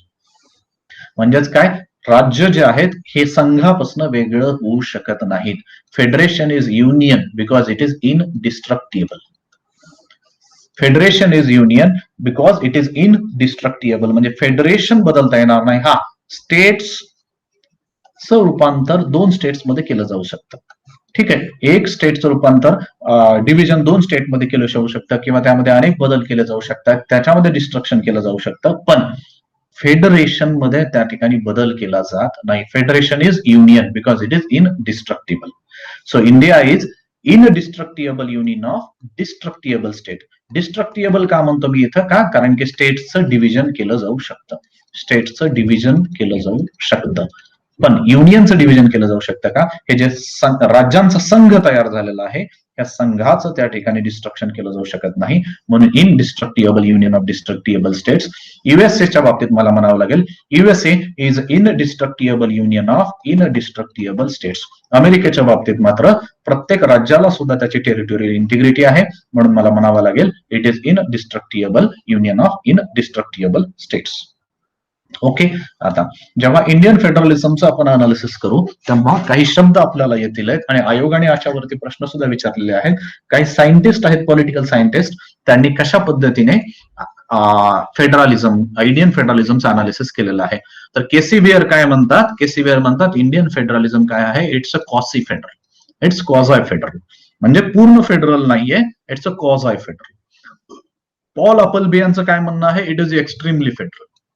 त्यांनी काय म्हटलेलं आहे, इट इज एक्स्ट्रीमली फेडरल. हे नावं जशाच तसे लक्षात ठेवा आता तुम्ही. आणि त्याचे हे मॉरिस जोन्स काय म्हणतात, it is bargaining federalism. Bargaining federalism हा शब्द कोणी वापरलेला आहे, मॉरिस जोन्स. आयव्हर जेनिंग्स काय म्हणतात, it is federation but with strong centralising tendency. Centralising tendency काय आहे या ठिकाणी, स्ट्रॉंग आहे. So Ivor Jennings federation with strong centralising tendency. Alexandrowicz काय म्हणतात, India is a case sui जनरेसिस. इंडियाचं एक स्वतःच वेगळं एक्झाम्पल आहे, it is a unique character. India is a case sui जनरेसिस. सुई जनरेसिस म्हणजे स्वतःच एक वेगळं एक्झाम्पल आहे फेडरेशनचं, आपल्याला कम्पेअर करता येणार नाही. लक्षात घ्या, इथं जे लोक युएसए सोबत कम्पेअर करतात ते काय म्हणते नाहीत, भारताचं फेडरेशन काय आहे, थोडंसं वीक आहे. ठीक आहे, मग केसी बियर काय करतात, युएसए सोबत कम्पेअर करतात आणि म्हणतात क्वासी फेडरल. पॉल अपलबी मात्र आपल्या फेडरल फीचर्स विषयीच विचार करतात आणि म्हणतात की 2 सेंटर्स ऑफ द पॉवर आहेत, दोघांनाही संविधानाने त्या ठिकाणी वेगवेगळे अधिकार दिलेले आहेत. हा, त्या अधिकारावरती गदा आणली जाऊ शकते पण अंडर एक्सेप्शनल सर्कमस्टन्सेस, रेग्युलर नाही. म्हणून काय म्हणतात, पॉल अपलबी म्हणतात की भारतीय संविधान हे एक्सटर्नली फेडरल आहे. मॉरिस जॉन्सन मात्र काय म्हणतात, या ठिकाणी बार्गेनिंग फेडरलिझम म्हणतात. का? कारण की बार्गेनिंग या कोणत्या अर्थाने, या लक्षात घ्या की सेंटर आणि स्टेट यांच्या बऱ्याचशा काही फिनान्शियल अधिकाराच्या बाबतीत जर बघितलं, फिनान्शियल अथॉरिटीच्या बाबतीत बघितलं गेलं तर स्टेट्सला काय करावं लागतं, सेंटर सोबत थोडं बार्गेनिंग करावं लागतं. म्हणून त्यांनी बार्गेनिंग फेडरलिझम हा शब्द वापरलेला आहे. या सेंटर स्टेट रिलेशनच्या वेळेला मी ही गोष्ट तुम्हाला क्लिअरिफाय करेल आहे. तर आयव्हर जेनिंग्स काय म्हणतात, ओके फेडरेशन आहे पण थोडीशी सेंट्रलायझिंग टेंडन्सी आहे. अलेक्झांड्रोविच म्हणतात इंडियाचा केस एक वेगळीच आहे, it's a case sui generis, it's a unique character to suit its requirement. तर ग्रॅनविल ऑस्टिन म्हणतात कोऑपरेटिव्ह फेडरलिझम आहे. भारतामध्ये काय आहे, कोऑपरेटिव्ह फेडरलिझम आहे, म्हणजेच काय सेंटर आणि स्टेट. ठीक आहे, हे जरी वेगवेगळे युनिट असले, जरी ते वेगवेगळ्या आपल्या अधिकार क्षेत्रामध्ये काम करत असले तरी त्यामध्ये कोऑपरेशन असणं खूप आवश्यक आहे. त्याच भारतामध्ये काय आहे, कोऑपरेटिव्ह फेडरलिझम आहे. बरेचसे विषय दोघांच्या एकत्रित येतात, त्यामुळे एकमेकांचं कोऑपरेशन इज इनिव्हिटेबल, त्याला पर्याय नाही. So it's a cooperative federalism. हे तुम्हाला नावं आणि त्या शास्त्रज्ञांची नावं, तुम्हाला पॉलिटिकल सायंटिस्टची नावं तुम्हाला लक्षात ठेवणं आवश्यक आहे. आता डॉक्टर बाबासाहेब आंबेडकर यांचं काही स्टेटमेंट तुम्ही लक्षात घ्या, constitution is a federal constitution. ठीक आहे, कॉन्स्टिट्यूशन काय आहे, फेडरल कॉन्स्टिट्यूशन आहे. In as much as it establishes a dual polity.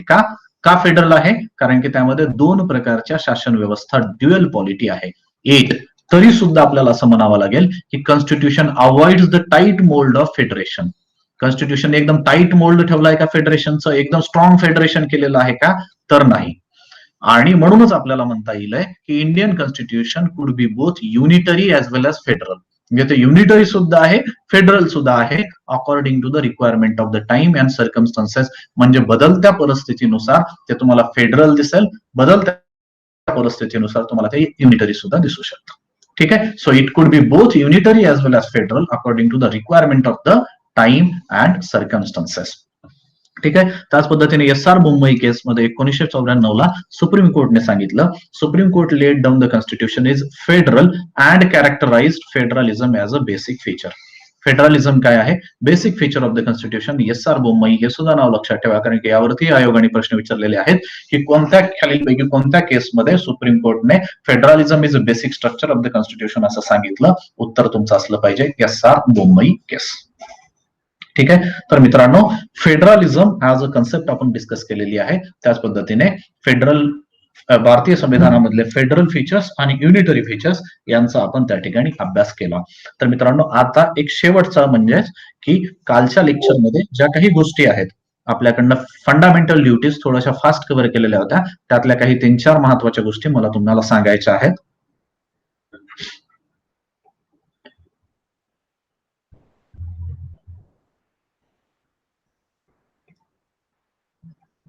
Okay, ठीक आहे. तर फंडामेंटल ड्युटीजचा जो टॉपिक आहे त्याचा एक थोडासा शेवट जो आहे तो काल थोडं गडबडीमध्ये आपल्याला त्यावरती जास्त एम्फसाइज करता आलं नव्हतं. ह्या गोष्टी आपण ऑलरेडी डिस्कस केलेल्या आहेत की फंडामेंटल ड्युटीज कुठं मेन्शन केलेल्या आहेत.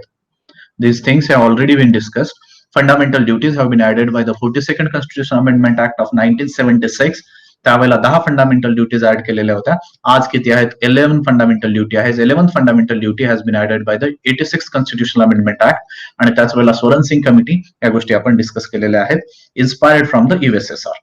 ठीक आहे. USSR कडनं आपण याचं इन्स्पिरेशन घेतलेलं आहे. त्याच पद्धतीने 3rd January is celebrated as a fundamental duties day, 86th constitutional. आणि याचं एक बेसिस जे आहे article 29(1) of the universal declaration of human rights. ठीक आहे. यामध्ये काय सांगितलेलं आहे, everyone has a duties towards the community in which alone the free and full development of his personality is possible. म्हणजे even universal declaration of human rights United नेशन्सचं एक डिक्लेरेशन आहे, त्या डिक्लेरेशन मध्ये सुद्धा ड्युटीचं महत्व सांगितलेलं आहे. म्हणजे भारतीय संविधानामध्ये ज्या ड्युटीज आलेल्या आहेत they are inspired from the USSR. No doubt USSR सोबतच जपान ही एक कंट्री आहे, डेमोक्रॅटिक कंट्री, जी फंडामेंटल ड्युटीजच्या बाबतीत सांगते. त्याच पद्धतीने universal declaration of human rights मधलं जे कलम 29 आहे त्यातली जी पहिला क्लॉज आहे यामध्ये सुद्धा ड्युटीज विषयी सांगितलेलं आहे. आता फंडामेंटल ड्युटीज आपण एक थोडक्यात बघून घेऊयात. सगळ्यात पहिली फंडामेंटल ड्युटी काय आहे? To abide by the constitution. संविधानाचे पालन करणे. The respect its ideals and institutions. त्याच्या आदर्श व संस्था यांचा आदर करायचा आहे. आणि लक्षात घ्या इथं शब्द वापरला काय, नॅशनल फ्लॅग, नॅशनल अँथम. संविधानाचे पालन करणे, त्याचे आदर्श व संस्था, आयडियल्स अँड इन्स्टिट्यूशन्स, राष्ट्रध्वज, राष्ट्रगीत, national flag and national anthem यांचा आदर करणे ही सगळ्यात पहिली ड्युटी आहे. पण एक लक्षात घ्या, इथं याला हायलाइट करा आणि कुठेतरी लिहून ठेवा की या ड्युटीमध्ये नॅशनल सॉन्ग मेन्शन केलेलं नाहीये. तुम्हाला माहिती आहे भारतामध्ये जनगण मन जे आहे it is national anthem. Vande Mataram हे भारताचं राष्ट्रगान. एक लक्षात घ्या, याला मराठीमध्ये ट्रान्सलेट करणं थोडंसं अवघड आहे, राष्ट्रगीत, राष्ट्रगान. तर नॅशनल सॉन्ग जे आहे, नॅशनल सॉन्ग म्हणजेच वंदे मातरम. वंदे मातरम ते काय आहे या ठिकाणी नॅशनल सॉन्ग आहे. पण फंडामेंटल ड्युटीज जेव्हा ऍड केल्या गेल्या by 42nd constitutional amendment act in 1976 त्यावेळेला नॅशनल सॉन्ग चा आदर करणं हे ड्युटीमध्ये त्या ठिकाणी ऍड केलेलं नाहीये. याचा अर्थ असं नाही की नॅशनल सॉन्गचा तुम्ही किंवा वंदे मातरम याचा अनादर करू शकता. पण लक्षात घ्या फंडामेंटल ड्युटीज मध्ये मात्र हे मेन्शन केलेलं नाहीये. ही गोष्ट तुमच्या लक्षात असू द्या. दुसरी महत्वाची फंडामेंटल ड्युटी म्हणजे to cherish and follow the noble ideal that inspired our national struggle for freedom. ज्यामुळे आपल्या राष्ट्रीय स्वातंत्र्य लढ्याला स्फूर्ती मिळाली त्या उदात्त आदर्शांची जोपासना करून त्याचे अनुसरण करणे. तिसरी ड्युटी आहे to uphold and protect the sovereignty, unity and integrity of India. लक्षात घ्या ह्या कन्सेप्ट कम्पेअर करा. प्रिअम्बल मध्ये हे सगळे शब्द आहेत. ठीक आहे. Compare these words in the preamble. भारताची सार्वभौमता, एकता व एकात्मता उन्नत ठेवणे व त्याचे संरक्षण करणे ही आपली तिसरी ड्युटी आहे. त्यानंतर चौथी ड्युटी आहे to defend the country and render national service when called upon to do so. देशाचे संरक्षण करणे, आवाहन केले जाईल तेव्हा राष्ट्रीय सेवा बजावणे ही आपली ड्युटी आहे.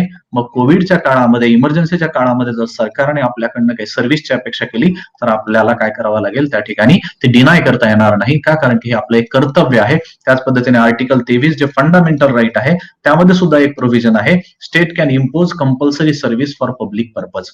ठीक आहे. लोकांच्या भलासाठी काही एखाद्या कंपल्सरी सर्व्हिसेस ठीक आहे. असं होऊ शकतं की जसं इस्रायलमध्ये कंपल्सरी मिलिटरी सर्व्हिस आहे, की तुमच्या आयुष्यातला काही काळ जो मिलिटरी सर्व्हिसमध्ये तुम्हाला देणं आवश्यक आहे, अशा पद्धतीची काही सर्व्हिस पब्लिक पर्पजमध्ये राज्य संस्था आर्टिकल 23च्या अंतर्गत फंडामेंटल राईट्स आहे की ते इम्पोज करू शकतं. तशा पद्धतीची ड्युटी सुद्धा त्या ठिकाणी सांगितलेली आहे चौथ्या ड्युटीमध्ये, that render the national service when called upon to do so.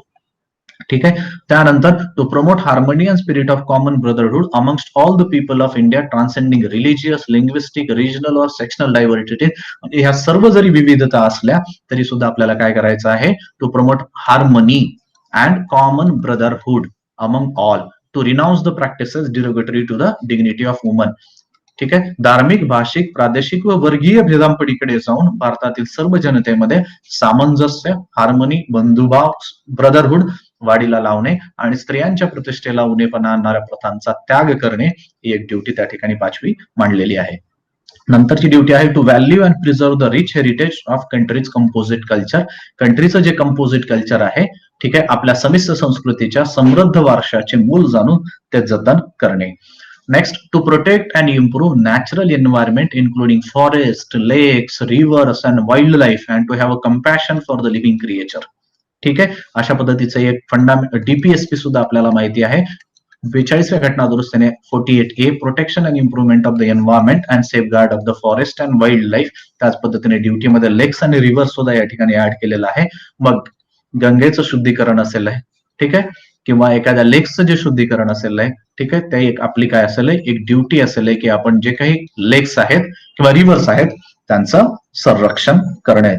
ठीक आहे. म्हणजेच वने, सरोवरे, नद्या व वन्य जीवसृष्टी असं नैसर्गिक पर्यावरणाचे रक्षण करून त्यात सुधारणा करणे, प्राणीमात्राबद्दल दयाबुद्धी म्हणजेच भूतदया बाळगणे. नंतरची महत्वाची पुढची ड्युटी आहे to develop a scientific temper, वैज्ञानिक दृष्टिकोन जो बाळगणे, humanism and spirit of inquiry and reform. वैज्ञानिक दृष्टिकोन, मानवतावाद, शोधक बुद्धी आणि सुधारणावाद याचा विकास करणे. लक्षात घ्या, आपली सोसायटी आजही थोडीशी ट्रॅडिशनल सोसायटी म्हटलं जातं. ट्रॅडिशनल सोसायटी आहे. आजही बऱ्याचशा अंधश्रद्धांना आपण आपले लोक आहेत ते बळी पडतात. म्हणून आपली काय ड्युटी आहे to develop the scientific temper. त्याच पद्धतीने ह्युमॅनिझम ही अशा विचार आहे ज्या विचारामध्ये व्यक्तीला त्या ठिकाणी केंद्रस्थानी मानलं जातं, व्यक्ती सोडून इतर नाही. जसं आज परिस्थिती थोडीशी वेगळी आहे, ज्यामध्ये आपल्याला लक्षात येईल की आपण थोडं धर्माचं महत्व कुठंतरी वाढतंय असं दिसतंय. तर आपली ड्युटी काय सांगते आहे, आपलं सायंटिफिक टेम्पर तर असलंच पाहिजे. त्याच पद्धतीने व्यक्तीला, ह्युमन व्हॅल्यूला जास्त, ह्युमन लाईफला त्या ठिकाणी व्हॅल्यू जास्त करणं आवश्यक आहे. सो ह्युमॅनिझम ते सांगतं. त्याच पद्धतीने spirit of enquiry and reform. ठीक आहे. नंतरची पुढची ड्युटी आहे to safeguard the public property and to observe violence. सार्वजनिक मालमत्तेचे रक्षण करणे व हिंसाचाराचा निग्रहपूर्वक त्याग करणे. To safeguard public property and to observe the violence. जे सार्वजनिक मालमत्ता आहे त्याचं रक्षण करायचं आहे आणि हिंसाचाराचा निग्रहपूर्वक त्याग करायचा आहे. पुढची ड्युटी आहे to strive towards the excellence in all sphere of individual and collective activity so that nation constantly rises to the higher level of endeavor and achievement.